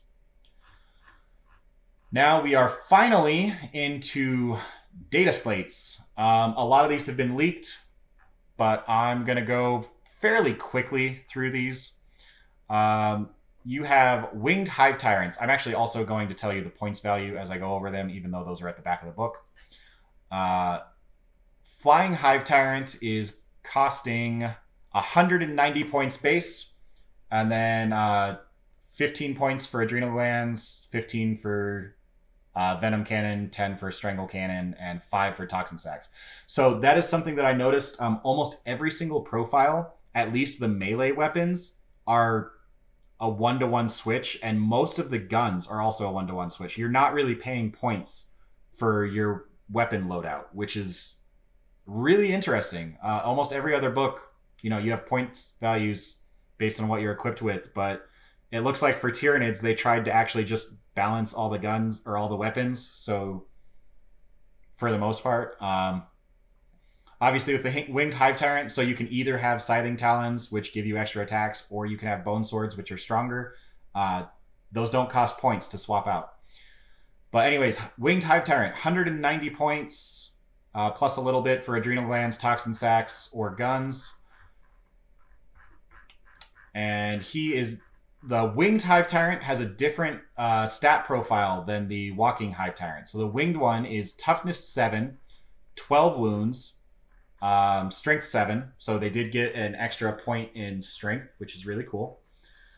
They also now have a 2+ ballistic skill, whereas before they used to have a 3+. Anything that degrades now degrades movement, weapon, ballistic, which is really nice. We don't have to worry about losing out on attacks or strength with all of our combat monsters, which is phenomenal.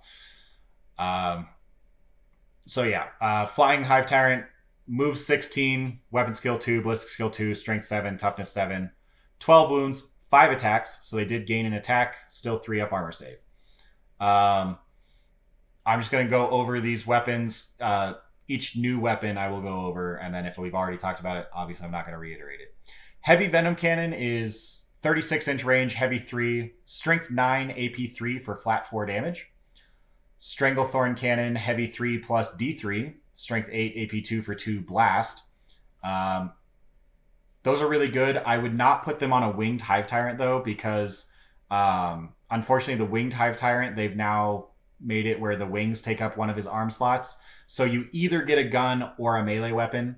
And if you're using a gun, then you don't need wings because the gun has range and you should be sitting back.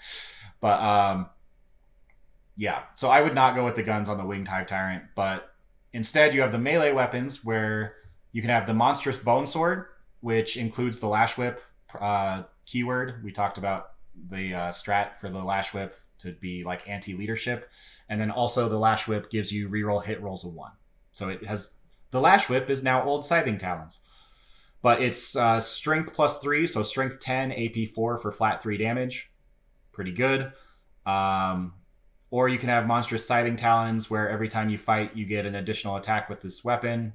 And if you have monstrous Scything Talon, you have 2 of them, so that's 2 additional attacks. So 7 attacks, strength 7, AP 3 for 2. He's a Hive Tyrant, so he has a 4-up invuln save, and he counts as a captain. In your command phase, pick a core unit to give reroll hit rolls of 1. The other thing is they deep strike.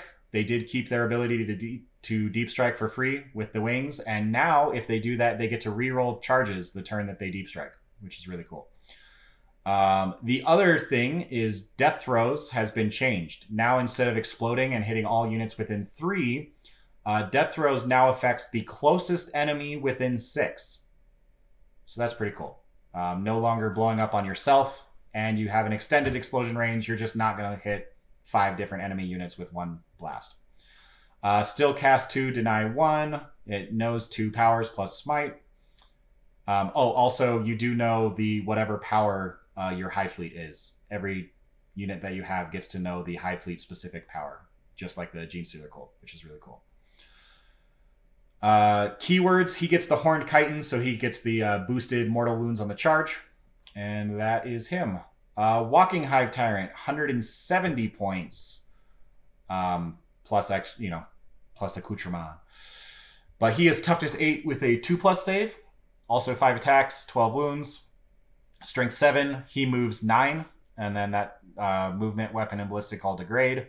He can take the same gear, except he has 2 arm slots, so he can take a gun and melee weapons. Can be equipped with toxin sacs and adrenal glands. And same thing. He's a captain. Reroll hit rolls of 1 for a core unit that you pick in your command phase. Has a 4-up invuln. Explodes. Has Horned Chitin. Swarmlord. Also toughness 8. 2-up save. 13 wounds. So he gets an extra wound for being special him. 9 attacks. That is amazing, and that does not degrade. So Swarmlord is now an absolute melee beast. He is 220 points, so he went down 20, which is awesome.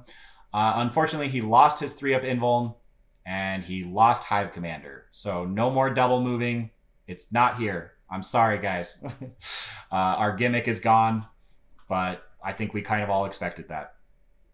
Instead of his 3-up invuln, he gets Blade Parry, which is once per turn. The first time he fails a saving throw against a melee attack, change the damage characteristic of it to 0. That's good. It's just not as good as a 3-up invuln, because unfortunately, if your opponent has something like a Misericordia that he attacks with to do 1 damage, and you fail that, well, that goes reduced to 0, and then he hits you with his real melee weapons. So your opponent can kind of work around it, which sucks, but it still could be really good. So he does still have his 4-up invuln. He is a chapter master, so pick a core unit in your command phase to reroll all hit rolls. Plus, his Hive Commander ability is now pick a core unit. They gain OBSEC if they were not, or if they were already OBSEC, they're double OBSEC. He explodes. He has the Horned Chitin for extra mortals on the charge. And yeah, that's him. He's good. People have been really bashing on him, and I think he's great. Especially give him some Tyrant Guard. He's just a melee beatstick now, and unfortunately, our core is not amazing. So giving all these buffs out, you're giving it to warriors or gaunts. Other core stuff is like Venomthropes, Zoanthropes, which making them OBSEC is really good, but giving Venomthropes and Zoanthropes reroll all hit rolls doesn't do much. So that's going on gaunts or warriors. Next, you have your Broodlord. Still T5, Strength 5, 2-up weapon skill, moving 8. 6 attacks, same as before. Save 4+, same as before. 7 wounds, though, so he gained a wound. In melee, Strength user, so Strength 5, AP 3, 2 damage instead of D3. Still reroll all wound rolls. On a 6 to wound, it's AP 5. Okay, before it was AP 6, but why do you need that? So that's fine. He did get a 4-up invuln instead of a 5-up, which is awesome. And then also Vanguard Predator. So Gene Stealer's got this as well. They scout deploy. They start 9 inches away from the enemy deployment zone, which is why Gene Stealers are now so expensive and can only be set up or can only have units of 10, is because they scout deploy. His thing is in the command phase, select a core unit, and unmodified wound rolls of 6 get an extra point of AP. Yay. Neurothrope. Strength and toughness 5, which is really cool. Wounds 6, so he gained strength, toughness, and wound. Ballistic skill 3, because he has a gun. No, he doesn't. 2 attacks. He gained an attack. Leadership 10, save 5 up, moving 6, all the same. He kept his 3-up invulnerable save, so he might be one of the only things left in the game that has a 3-up invuln. He does still have his Spirit Leech ability. In the Psychic phase, every time an enemy unit within 18 suffers a mortal wound, select a friendly Neurothrope or Zoanthrope unit within 12 of this model, and regain a lost wound up to a max of 3 per phase. So that's just a much improved version of Spirit Leech. Psychic Node, he gets +1 to his Psychic tests, rather than re-rolling ones. Warp Siphon, in your command phase, select a Psyker unit within Synaptic Link range, and they get to cast their Psychic tests on 3d6, drop 1. That's really good. Yeah, Neurothropes are just super Psychers, which is great. They cast 2 now and can deny 2. So they're just super Psychers. And as I said, hilariously, they have the Horned Chitin keyword to do up to 6 mortals on the charge, which is just hilarious. And they are 95 points. Sorry, let me actually check that. I think they're actually 100, but close enough. Neurothrope is 100. Sorry. So he went up a whole 5 points, but just got better in every single category. Next up, we have the Tyranid Prime. This guy has definitely been leaked for a while. He's just a warrior that has 6 wounds, 4 attacks, 3-up save. He can take everything that a warrior can take. I don't want to go super in depth because he has a lot of options, and this guy was spoiled like a week ago. In the command phase, he's a lieutenant. Pick a core unit to reroll wound rolls of 1. Yeah, that's it. I'm not going up much further than that. He's 75 points. Sorry, I'm bad on the points, but Tyranid Prime is 85 +5 for adrenal flesh hooks or toxin sacs. Next, we have the Tervagon. Guys, the Tervagon is actually good. I haven't seen Tervagon since 6th edition. They've been absolute garbage. They are still like 200 points, but toughness 8, which they were, 17 wounds, 2+ save. So cool. They're even more durable than they were. That wasn't their problem, though. Their problem before was they just didn't do anything. Well, now they do. 4 attacks, strength 7, 3-up weapon skill, and they either have massive crushing claws for 15 points or massive scything talons. The massive scything talons are actually really good. We finally got our sweep attacks. So each time an attack is made with this weapon profile, make 2 hit rolls instead of 1. So suddenly our Tervagon can now have 8 attacks hitting on 3s at strength 7, AP 3 for 2, or strike attack, which is 4 attacks at strength 10, AP 4 for 2d3 damage. So yeah, the Tervagon's actually scary in combat now, which is phenomenal. I'm glad he's finally doing something. He also has Stinger Salvo, which has now been upgraded to Assault 8 instead of Assault 4. So 8 shots, strength 5, AP 1 for 1, and he is ballistic skill 3+. So awesome buffs in just about everything. He can get adrenal glands or toxin sacs, or he can swap his scything talons for crushing claws. Crushing Claws are strength 14, AP 5, D3 plus 3 damage. So if you want to pay that extra 15 points, you can really crush some tanks. But also, the biggest issue with the Tervigon was that you were paying so many points to just replenish Gaunts, and your opponent could just kill the Gaunts, and then you're wasting points that you could have just spent on more Gaunts to begin with. Now, he still can replenish Gaunts, select a friendly Termagant unit within 6, and replenish up to 2d6 destroyed models. They do have to be put within 6 of this model and outside of engagement range of the enemy unless that unit was already in engagement range. Alternatively, instead of replenishing a unit once per battle, you can spawn a new unit of 10 Gaunts that does not cost reinforcement points. This is what we wanted the Tervigon to do. This is what he was meant to do. Spawn a new unit, no reinforcement points. It's 10 models of flesh borers that have to be placed wholly within 6 of this model outside of engagement range of enemies.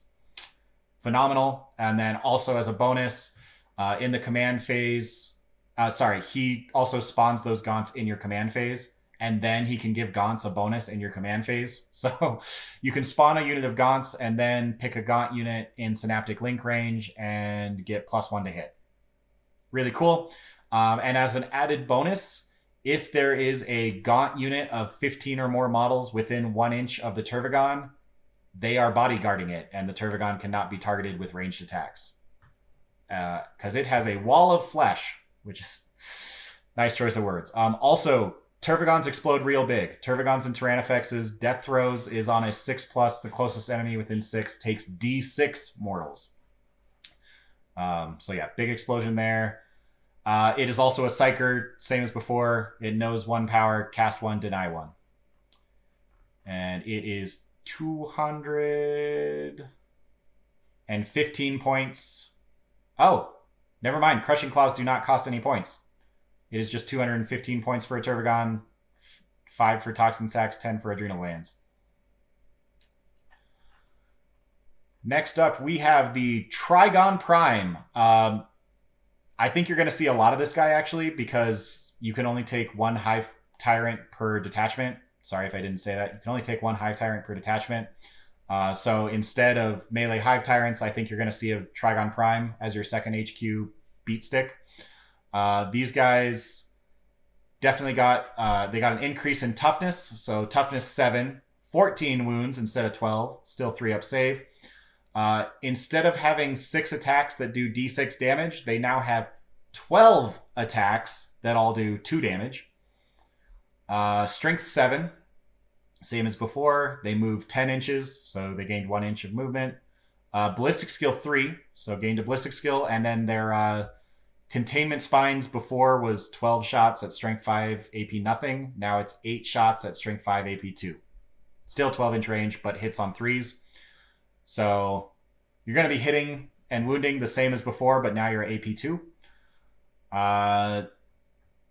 He has a tail that is either an extra attack, or you can swap it for the biostatic rattle that you roll 3d6 at the start of the fight phase, and if you roll higher than the opponent's leadership, they cannot reroll hits or wounds, which is really good. That's probably the one I'd go for. Or you can take a prehensile pincer that you can reroll 1 hit or wound. I would definitely go with the biostatic rattle. He can have adrenal glands or toxin sacs. Serpentine coils. All of our snake guys, so Raveners, Trigons, Trigon Primes, and Molochs, have this rule, and melee attacks are -1 to hit, which is really cool. And then his Synaptic Link ability in the command phase, pick a core unit to get +1 to advance and charge. Pretty cool. He's a burrower, so that stratagem that can bounce him off the table, he can do that. And he is 175 points. Old One Eye, 220 points of character protection. He has 9 wounds, toughness 7, 2-up save. He has regeneration to heal D3 wounds per turn in your command phase. In combat, he has 6 attacks now that you can use either on your monstrous Crushing Claws or your monstrous Scything Talons. You have 2 monstrous scything talons. That is 2 additional attacks with those anyways. So you're going to be using all monstrous crushing claws. So basically you have 6 attacks at strength 10, AP 3 for D3 plus 2 damage. Then you're going to have 2 more attacks at strength 6, AP 3 for 2 damage. Not bad. Oh, and then he has his Thresher Scythe Tail, 3 more attacks at AP 4 or strength 4, AP 1 for 1. Not bad. Him and all Carnifexes have Armored Exoskeleton, which is -1 damage to a minimum of 1. This is not cumulative with any other ability that may reduce damage. I haven't seen that unless we get to keep the Crusher Stampede. But, yeah. Berserk Rampage. Every time he charge or performs a heroic intervention, he gets D3 plus 1 extra attacks. So this is the new thing for Carnifexes. Instead of doing mortals on the charge, they do have the Horned Chitin to use the stratagem to do mortals on the charge. But now instead of just rolling for mortals, every time they fight, if they charge, get charged, or heroically intervene, they get extra attacks, which is phenomenal. D3 plus 1 more attacks at strength 10, AP 3 for D3 plus 2. Really good. He comes with Chitin Thorns that give all of his melee weapons plus 1 AP. In his command phase, he picks a Carnifex unit, and he can pick himself within 9. Give plus 1 to hit. He is not Synapse. And he has a little mini explosion. All Carnifexes now on a 6+, the closest enemy within 3 take 1 mortal. Little explosions. Tyranid Warriors. Again, those were leaked. Strength 5, Toughness 5. Yay, they got boosted. They're now 25 points a model, regardless of loadout. So take your pick of flavor for weapon. They're 25 points apiece. You can upgrade them with Adrenal Glands, Flesh Hooks, and Toxin Sacs.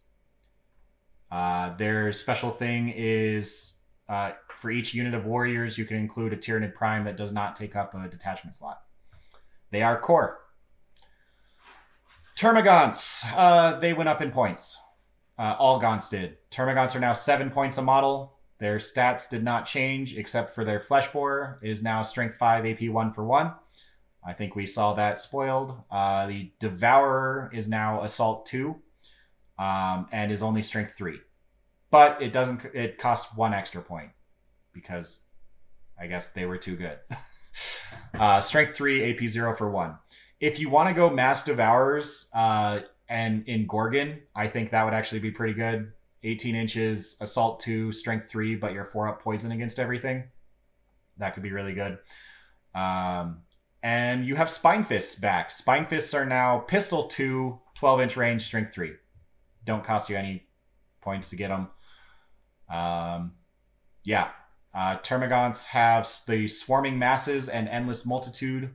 Swarming Mass ability, Endless Multitude keyword. The Endless Multitude keyword allows you to use that strat that is 1 CP, get 3 plus D3 back in your command phase.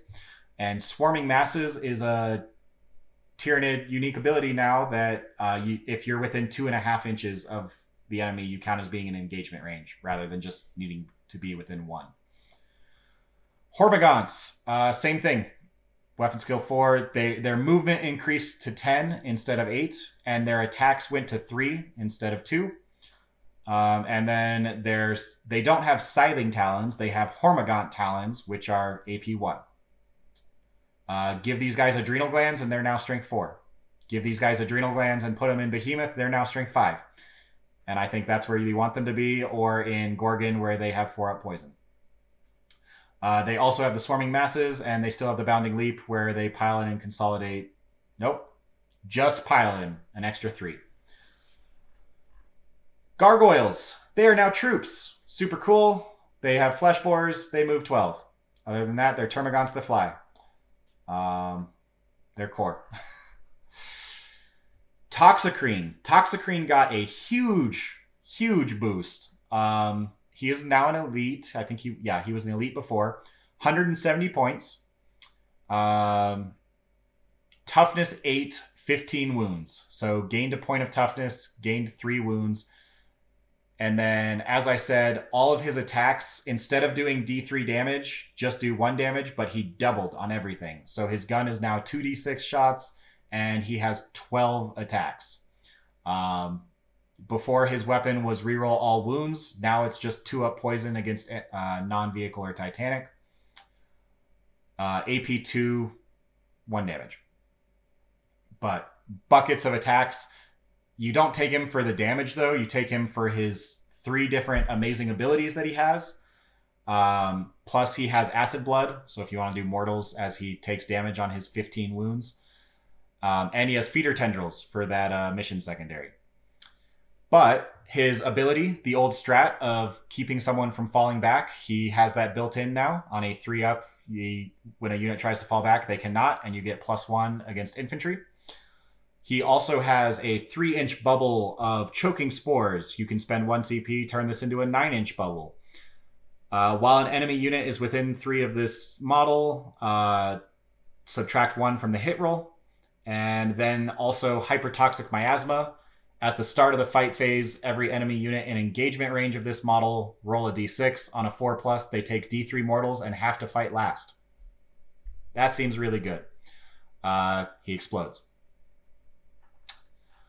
Tyrant Guard. These guys are broken. They gained a point of toughness, they gained a wound, and they gained a point in armor save. So they just got tougher in every imaginable way.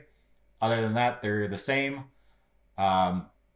Their weapons got a little bit better. Now, instead of having a bone sword, they have a bone cleaver, because it had to be different, I guess. They have 3 attacks. The bone cleaver is strength 5, AP 1 for 2 damage. You can pay, I think it's 15 points. It's expensive. For Crushing Claws, these guys are 40 points apiece, by the way. Crushing Claws become strength 8, AP 3 for 2 damage. Or they come equipped with Rending Claws, strength 6, AP 4 for 1, and 2 Scything Talons that are 2 additional attacks, strength 5, AP 1 for 1. They can be given Adrenal Glands and Toxin Sacs. You can swap out their Rending Claws for Bone Cleaver, Lash Whip for free. And then their abilities are stupidly good because it's Bodyguard. While a friendly Hive Tyrant model is within 3 inches of this unit, enemy models cannot target the Hive Tyrant with ranged attacks. And because of the way that they have designed this game, that means your Tyrant Guard can sit behind a wall and your Hive Tyrants can't be shot. Which is stupid and needs to be fixed. All bodyguards need to be fixed. It's such a dumb rule. But we can do it too now. And then Tyrant Goading. If this unit is within 3 inches of a Hive Tyrant model, they get +1 attack. And they can be, if you have a Hive Tyrant, they don't take up a battlefield roll slot. Lictors are amazing. They got to be scary like they should be. However, they cost an appropriate amount to show it. They are now 70 points instead of 38. But for those 70 points, you now get a 10-inch move, so an extra inch. Weapon skill 2, that's the same. Ballistic skill 6, so your ballistic skill went from 4 to 6, but guess what? You don't have guns anymore, so you don't care. Strength 7, toughness 5, so gained 1 point on both of those. Wounds 5, gained a point there. Attacks 6, you double the number of attacks. Leadership 8, 4+ save. So you gained a save as well. In melee, you are 6 attacks at strength 7, AP 3 for 2 damage. You are actually scary now. You have flesh hooks, which allow you to ignore vertical distance when you move. And your abilities are Chameleonic Skin. Hey, look, they finally fixed it. You are once again -1 to hit. You cannot be shot if you're within cover and outside of 12. And you have a 5-up invuln. At the start of the fight phase, you fight first. And during deployment, they can set up this... During deployment, set up this model in hiding so put it in reserves, and it can deep strike within 6 inches of any battlefield edge or terrain feature outside of 9 of enemy models. Or outside of 6 from enemy models if you set up wholly in your deployment zone. And then when you do that, you get to reroll charges. So kind of deep strike, but instead of like full on drop out of space, you're coming out of a building or the table edge. It has feeder tendrils for that mission secondary. Death Leaper, you are a scarier lictor. You are 95 points. Still strength 7, toughness 5, 7 wounds, 7 attacks, 4 up save, 4 up invuln. Still -1 to hit, can't be shot outside of 12. Everything else is mostly the same. He just gets a few extra abilities. He gets the 6-inch bubble of enemy units cannot perform actions while they are within 6 inches of this, and Fear of the Unseen. If an enemy unit is in engagement range of this model, they cannot be selected for stratagems, which is really cool. So they're too scared to receive orders from command. He also has feeder tendrils and is a character, as you would expect.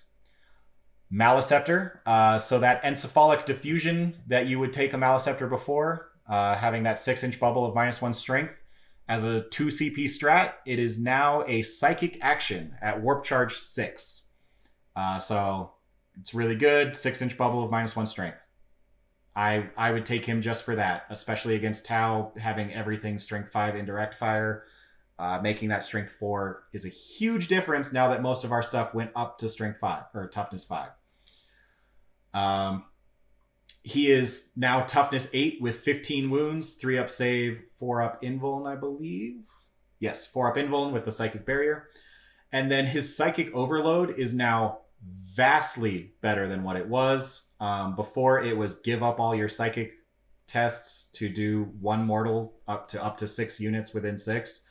Now it is every time he completes a psychic test of 7 or more, including doing psychic actions. If the result was 7 or more, then after resolving the psychic power, the closest enemy within 12 takes 3 mortals. He gets a 3 mortal wound smite. That does degrade as he degrades. So if he's at his middle bracket, it's 2 mortals. Bottom bracket, it's only 1. But yeah, toughness 8, 15 wounds. He's durable. And he has the Turvagon, monstrous scything or massive scything talons. So sweep attack or strike attack at pretty decent profile. He only has 3 attacks that hit on 3s, but with sweeping that could be 6.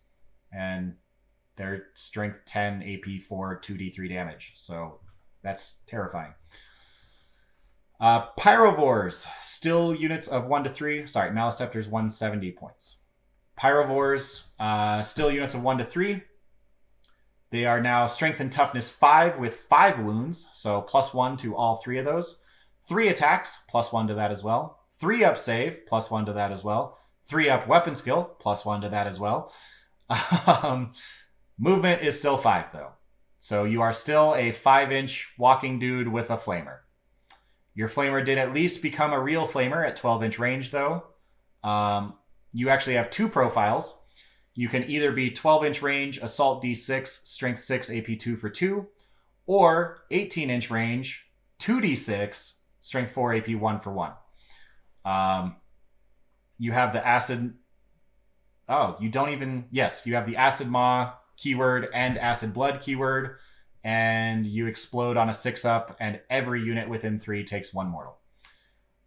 In combat... I guess you're using bludgeoning fists that are AP 3 now. I don't think GW knows what the word bludgeoning means, but apparently bludgeoning is AP 3. Strength 6, AP 3 for 1 in combat. Yep, they're, I think, 40 points. I think they got more expensive. Let me check. Pyrovores are 30. So very slightly more expensive. All right, after Pyrovores, we have the Hara specs. This guy's datasheet was leaked for stats. He moves 8 now, got an extra point of movement. Weapon skill, ballistic skill 3, gained 1 on both of those. Strength 7, that's the same. Toughness 8, +1. Wounds 15, so he gained 2 wounds. Attacks 5, gained 1 on that. And 2+ save. So he's very, very durable. His tongue is now strength 6, AP 3 for flat 3. Before it was D3. And now it can snipe. Ignore lookout, sir. That's really funny. But still 12-inch range, 1 shot, strength 6, AP 3 for flat 3. The big thing that changed for him now, instead of his Ravenous Maw being D3 attacks for every attack, it is flat 3, but it doesn't give you extra Shoveling Claw attacks. So that means this guy now has 15 attacks at Strength 7, AP 1 for 2. Or you use his Shoveling Claws to have 5 attacks at Strength 14, AP 3, 3 plus D3 damage. So he can hit big stuff, he can hit little stuff. His Rapacious Hunger, before it was at the end of the phase, if he killed something, he gains a wound. Now it's every model he kills, he gains a wound up to a max of 3 per phase. So if you do one with the tongue, that'd be 4, which is cool. He has a 6-inch bubble of -2 leadership, and he explodes. He also has Acid Blood and Horned Chitin for those stratagems. Venomthropes, huge buff to them in terms of durability. They're now Strength and Toughness 5 with 4 wounds, 5 attacks, and a 4+ save. Still only 35 points per model, so I think that's only 2 more than what they were. And they still have a 6-inch bubble of -1 to hit, and now with a stratagem, you can turn that into a 12-inch bubble if they don't move. I would always take these guys, especially with Tau walking around right now. Always take them. They also, once per turn, if an enemy unit excluding monster or vehicle tries to fall back from them on a 4+, they cannot fall back. So that's pretty cool. They just can't do it to monsters or vehicles. And at the start of the fight phase, they have poison, so on a 3+, they do a mortal wound, and the enemy has to fight last. Other than that, they are looking all the same. Weapon skill 3, I don't remember if that's what they were at before, and they have an 8-inch move. 35 points a model is pretty good for that. Zoanthropes, 50 points a model, unit of 3 to 6. Strength 5, Toughness 5, 4 wounds. So buff to all the durability, except they have a 4+ invuln, not a 3+.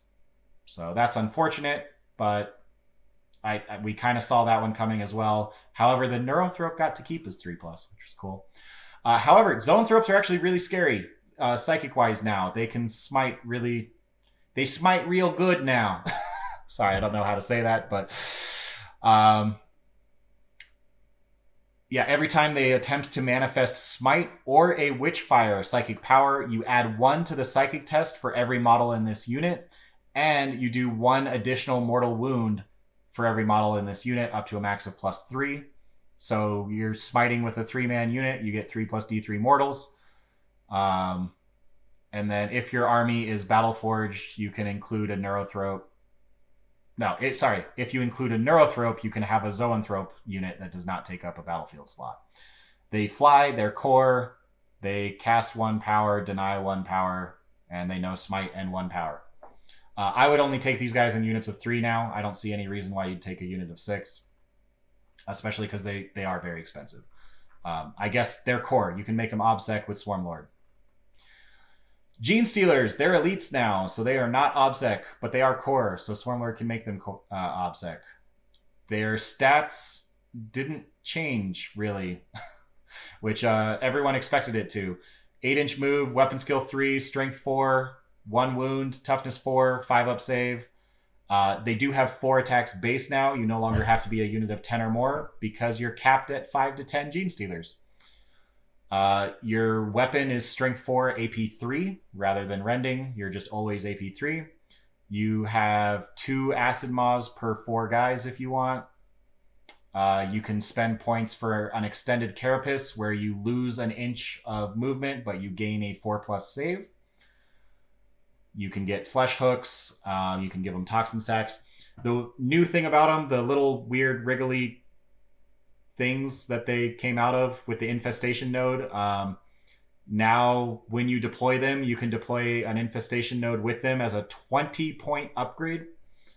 Gene Stealers are also 16 points a model now, so they went up even more.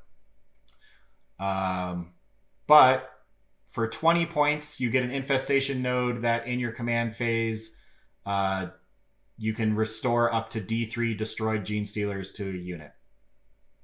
If your enemy gets within 3 inches of this marker and there are no friendlies within 3 inches of this marker, it is removed. Gene Stealers, so we thought they were going to get a 4-up invuln. They still have a 5-up invuln, but it's +1 in melee. so I guess they get that. Swarmlord doesn't. They scout deploy. That's the big new thing about them. Yeah, and they can, if your army includes them, you can take a Broodlord without taking up an HQ slot. And as an action, if you didn't deploy their Spore node with them as an action, they can drop it next to them. I don't know why you wouldn't just deploy it with them, but if that's what you feel like doing, you can do that. Raveners. I do not know how many points Raveners are. Obviously, this is a really long video, but I'm going through 60 pages of stuff, so bear with me, guys. This is still very exciting. Hope you're not dozing off over there. We've got Raveners are 30 points a model, taken in units of 3 to 9, and they are beasts. Nope, they are infantry. Okay, I don't know what beasts. We still don't have beasts, I guess. Raveners, they are strength and toughness 5 with 4 wounds. So gained a wound on strength and toughness, 5 attacks, gained 1 there as well. 4-up save, gained 1 there as well. Move 12 still. And they have Ravener Claws plus 2 Scything Talons. So they will actually have 7 attacks per model, which is ridiculous. 2 of those are Scything Talons, strength 5, AP 1 for 1. The other 5 are going to be strength 6, AP 4 for 1. Sorry, strength 5, AP 2 for 1. Or you can upgrade them to have Rending Claws, which would then be AP 4. You can also, any number of models can replace their Scything Talons with Rending Claws, and you can spend points to give them a Death Spitter, Devourer, or a Thoracic Spine Fist, which is just cool guns. If you choose not to give them guns, then they reroll hit rolls of 1 in melee. And they are Serpentine bodies, so they're -1 to hit in melee. Units of 3 to 9, 30 points a model. They seem really solid. Just generic, all-around good units. They are core, and they are burrowers, so they can use that strat to just keep popping up, popping down, and they're infantry. So they seem real good for Rod, is what I'm seeing right now. Rippers, they are not as good because they're fast attack now. They gained a wound. That's about it. They can be equipped with Spine Maws, which are Pistol 4, Strength 2. That'd be hilarious in a Gorgon list. Otherwise, seems bad. If your army is Battleforged, this unit cannot be taken as a compulsory battlefield. So if you're running a whatever detachment it is that requires fast attack, they don't count. And then they get +1 to their armor save while receiving benefits of cover because they're really little. But they still only have a 6-up save, so at most 4-up. Parasitum Mortrex, this is the new guy. He is an auto take, in my opinion, with his turning off Obsec ability. He moves 16 with Fly. He is infantry. I think everyone was thinking he was going to be a monster with how big that new model is, but no. He's an infantry character with Fly. He does have Synapse. Strength 5, Toughness 5, 6 wounds, 6 attacks, 4-up save. So not very durable, but he's relying on character protection, and then he zips out 16 inches with Fly and turns off Obsec. He gets 6 attacks, which are with his clawed limbs, strength 5, AP 2 for 1, hitting on 2s though. And then he gets an extra attack with his barbed ovipositor. He's laying eggs in you. Strength 6, AP 1 for 1, but as long as it does a wound roll, then he infects the person, which is how you turn off their Obsec. If a unit is infected, they suffer a mortal wound, and then in their command phase, they roll a die. On a 1 to 3, they suffer D3 wounds, and they're no longer infected. On a 4 to 6, they suffer D3 mortals, and they remain infected. As long as they are infected, they lose Obsec. And if they ever take 2 or more mortal wounds as a result of this ability, you get a new Ripper Swarm unit of 1 model that does not cost reinforcement points, which is really, really cool, really fluffy, and all what the Parasitomortrex is all about. He does have a cool rule of Shadow Hunter. He's a Harlequin. He's -1 to hit, and you cannot reroll hits against him. So that gives him a little bit of survivability. He also has the Death from Above, which allows him to deep strike for free and reroll charge rolls when he deep strikes. And he's a character that does not have a given Warlord trait. So I'm thinking of giving him the Warlord trait that makes him OBSEC and count as 5 models. I think that's really good on a guy that turns off OBSEC. And he is 80 points. Sorry, I'm sure that's probably what you wanted to hear the most. 80 points for Parasitomortrex. Moloch. This guy completely changed. Everything about him is completely different. Movement 10 inches, strength and toughness 7, 14 wounds, 3 up save, 16 attacks. That's just a few more than what he used to have. 16 attacks is absolutely absurd, but they are only strength 7, AP 1 for 1, so he's very much a horde clearer, which is very different than what he used to do. He can have tails, same as the Trigon. He can take adrenal glands and toxin sacs. He has the Serpentine Coil, so he's -1 to hit in melee. And then he's in melee. He also has his one other cool combat ability is his Distensible Jaws, where he can just eat someone. Every time he's selected to fight, select an enemy unit excluding vehicles within engagement range, roll a d6. On a 2 to 5, you do d3 mortals. On a 6, you do flat 3 mortals. If any models are destroyed as a result of this, you ate the guy whole and you terrified them. The unit counts as being below half strength for combat attrition. It's extra mortals that might do something in morale. But the real ability is long and complicated. It's in your command phase. If he's in reserve, then select a point on the battlefield and place a Terror from the Deep marker on that point. If you do so, then this model cannot come in from reserve this turn, but I believe you can put this marker down turn 1. And then the Moloch comes in turn 2. But you set a point for him to come in at, and at the start of the reinforcement step of your next turn's movement phase, you roll a die for every enemy unit within 6 of the center of that marker, adding 1 if it's 6 to 10 models, adding 2 if it's 11 or more. And you do mortal wounds based on what you roll. It's D3 on a 3 through 6, and on a 7+, it's D3 plus 3. And then you set up the Moloch within 12 of that point, outside of 9 of enemies. If you you set it up within 12 of that marker. If you choose not to set up outside of 9 of enemies, so you could set up an inch away. You can't set up within engagement range, but you could show up right next to them. But if you do that, you cannot charge. If you set up outside of 9 of enemy models, then you can charge that turn.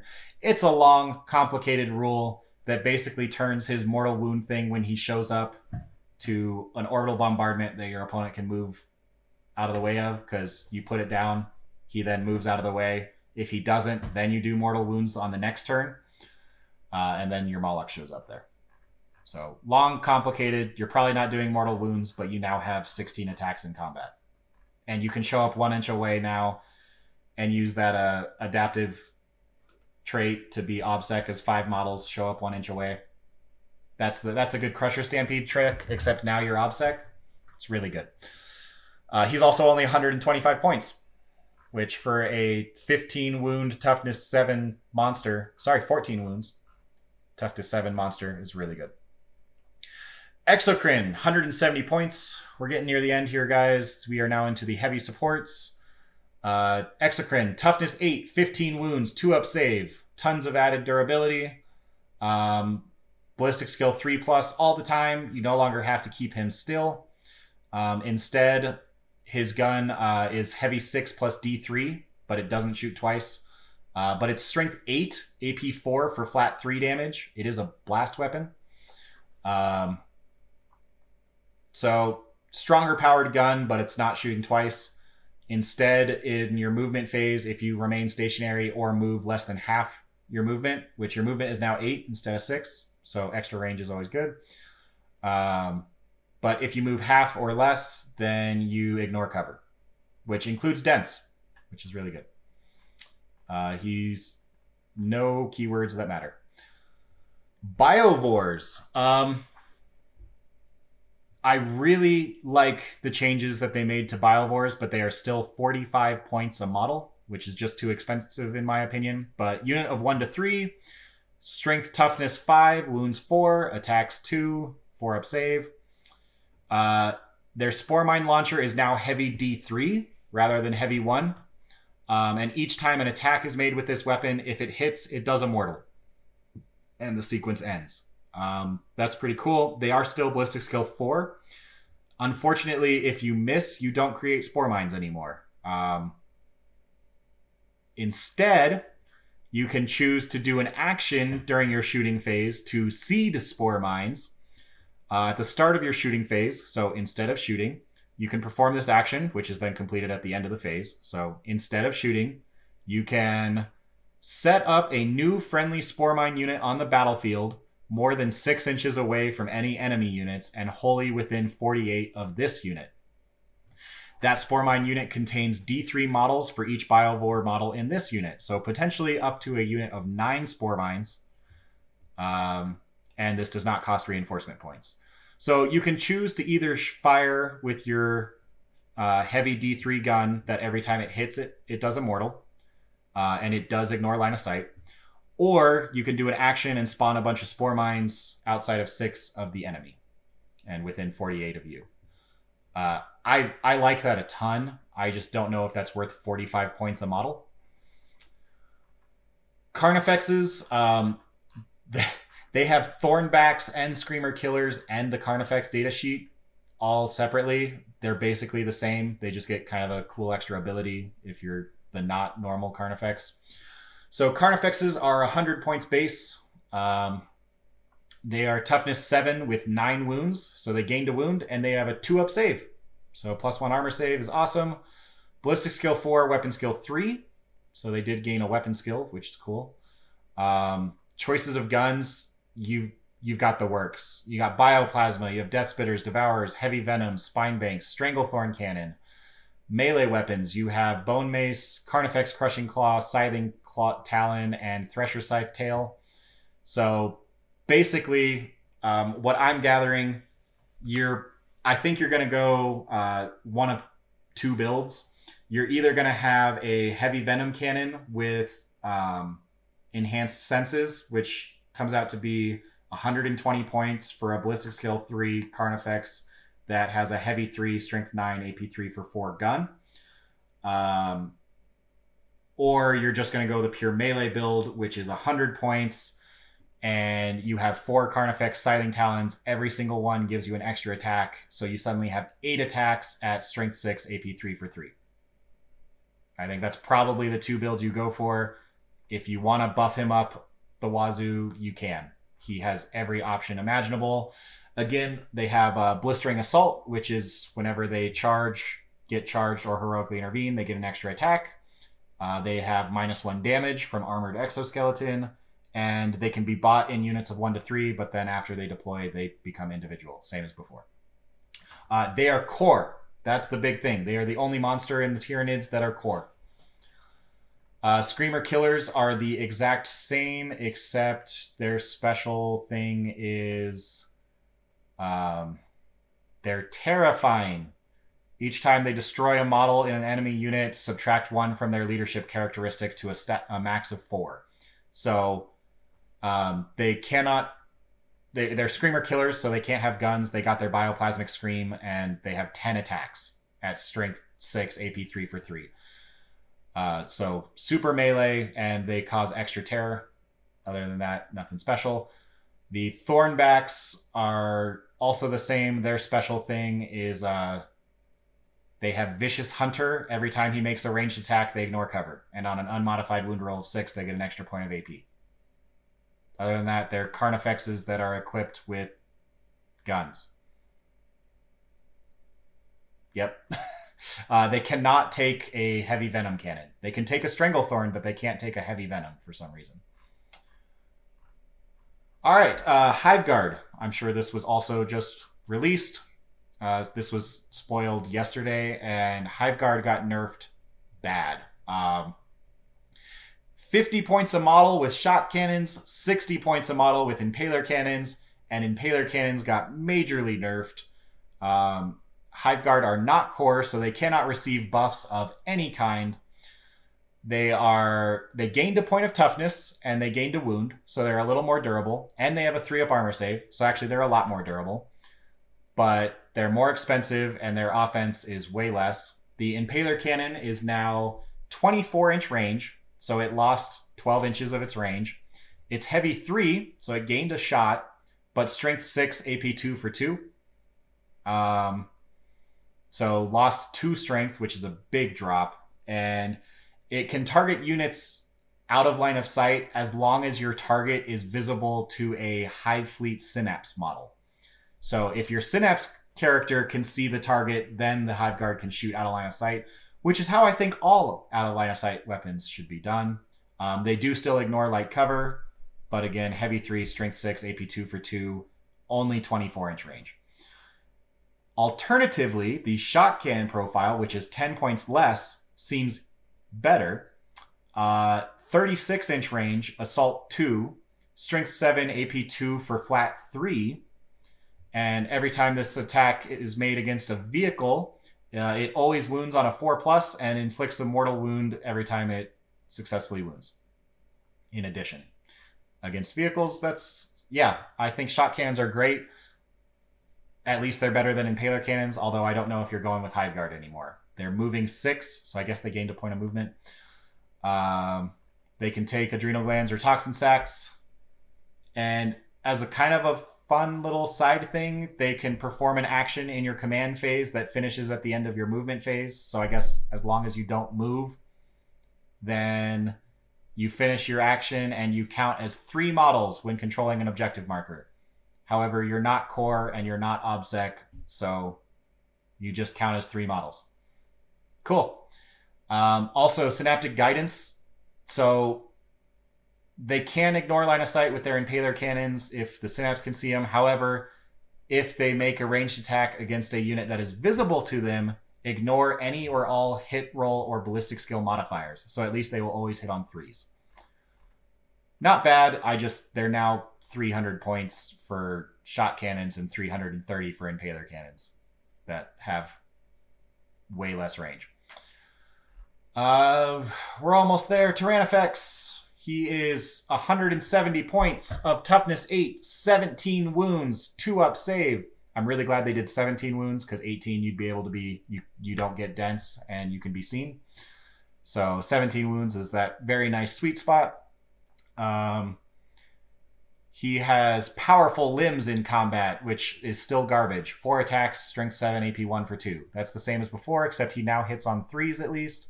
He is also ballistic skill 3, which is great because he no longer shoots twice.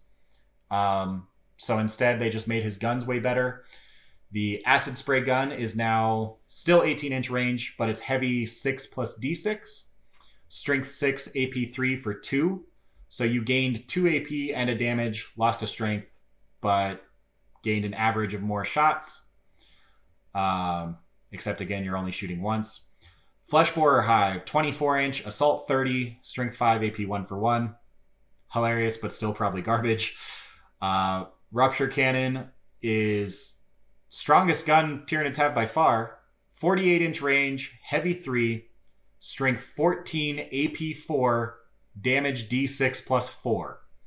So this gun is insane, except you only have 3 shots with it. So make them count.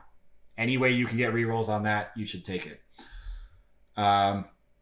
It also still has the Stinger Salvo, which again has been upgraded to Assault 8. Other than that, yeah, it's 170 points, 190 with the Rupture Cannon, 175 with the Acid Spray. It explodes. It has the big explosion on a 6-up. Closest enemy within 6 takes D6.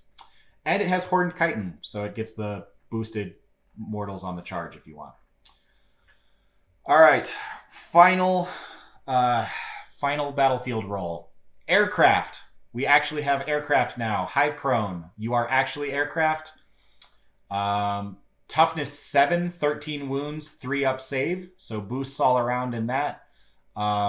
It does move 40 inches now It's 15 to 40 on its movement at top bracket, and then you lose 10 off of the max each time it degrades. Weapon skill, ballistic skill 3, so improvement there as well. Still strength 6. His flamer is 18-inch flamer, assault 2d6, strength 6, AP 2. That's a much improved flamer. Stinger salvo, again, upgraded to assault 8. Tentaclids are 36-inch range, assault 4, strength 7, AP 3 for 2 damage. And every time it's against a vehicle unit, unmodified wound rolls of 4 automatically wound. And if it's allocated to an aircraft model, they do 4 damage instead of 2. So this guy really wants to go after other aircraft, which unfortunately are not that popular in the game right now. But honestly, a still decent profile. In combat, he has 4 attacks at strength 6, AP 2 for 2 with his scything wings, plus an additional attack with his weird spur thing. That is 1 additional attack at strength 9, AP 4 for flat 3. Every time he makes an attack against a unit that can fly, he gets +1 to hit. And if you declare, every time you declare a charge roll with this model, you can only select aircraft units as the target of the charge. So normally aircraft can't charge anything. He can charge other aircraft. The enemy can charge you if they have fly, in which case you can fight back. You just can't charge them unless you go into hover mode. At which, if you go into hover mode, you lose your -1 to hit. You lose your all your aircraft stuff, except you still can't contest objectives. But you move 15 inches and you're in hover mode, and you can now charge things.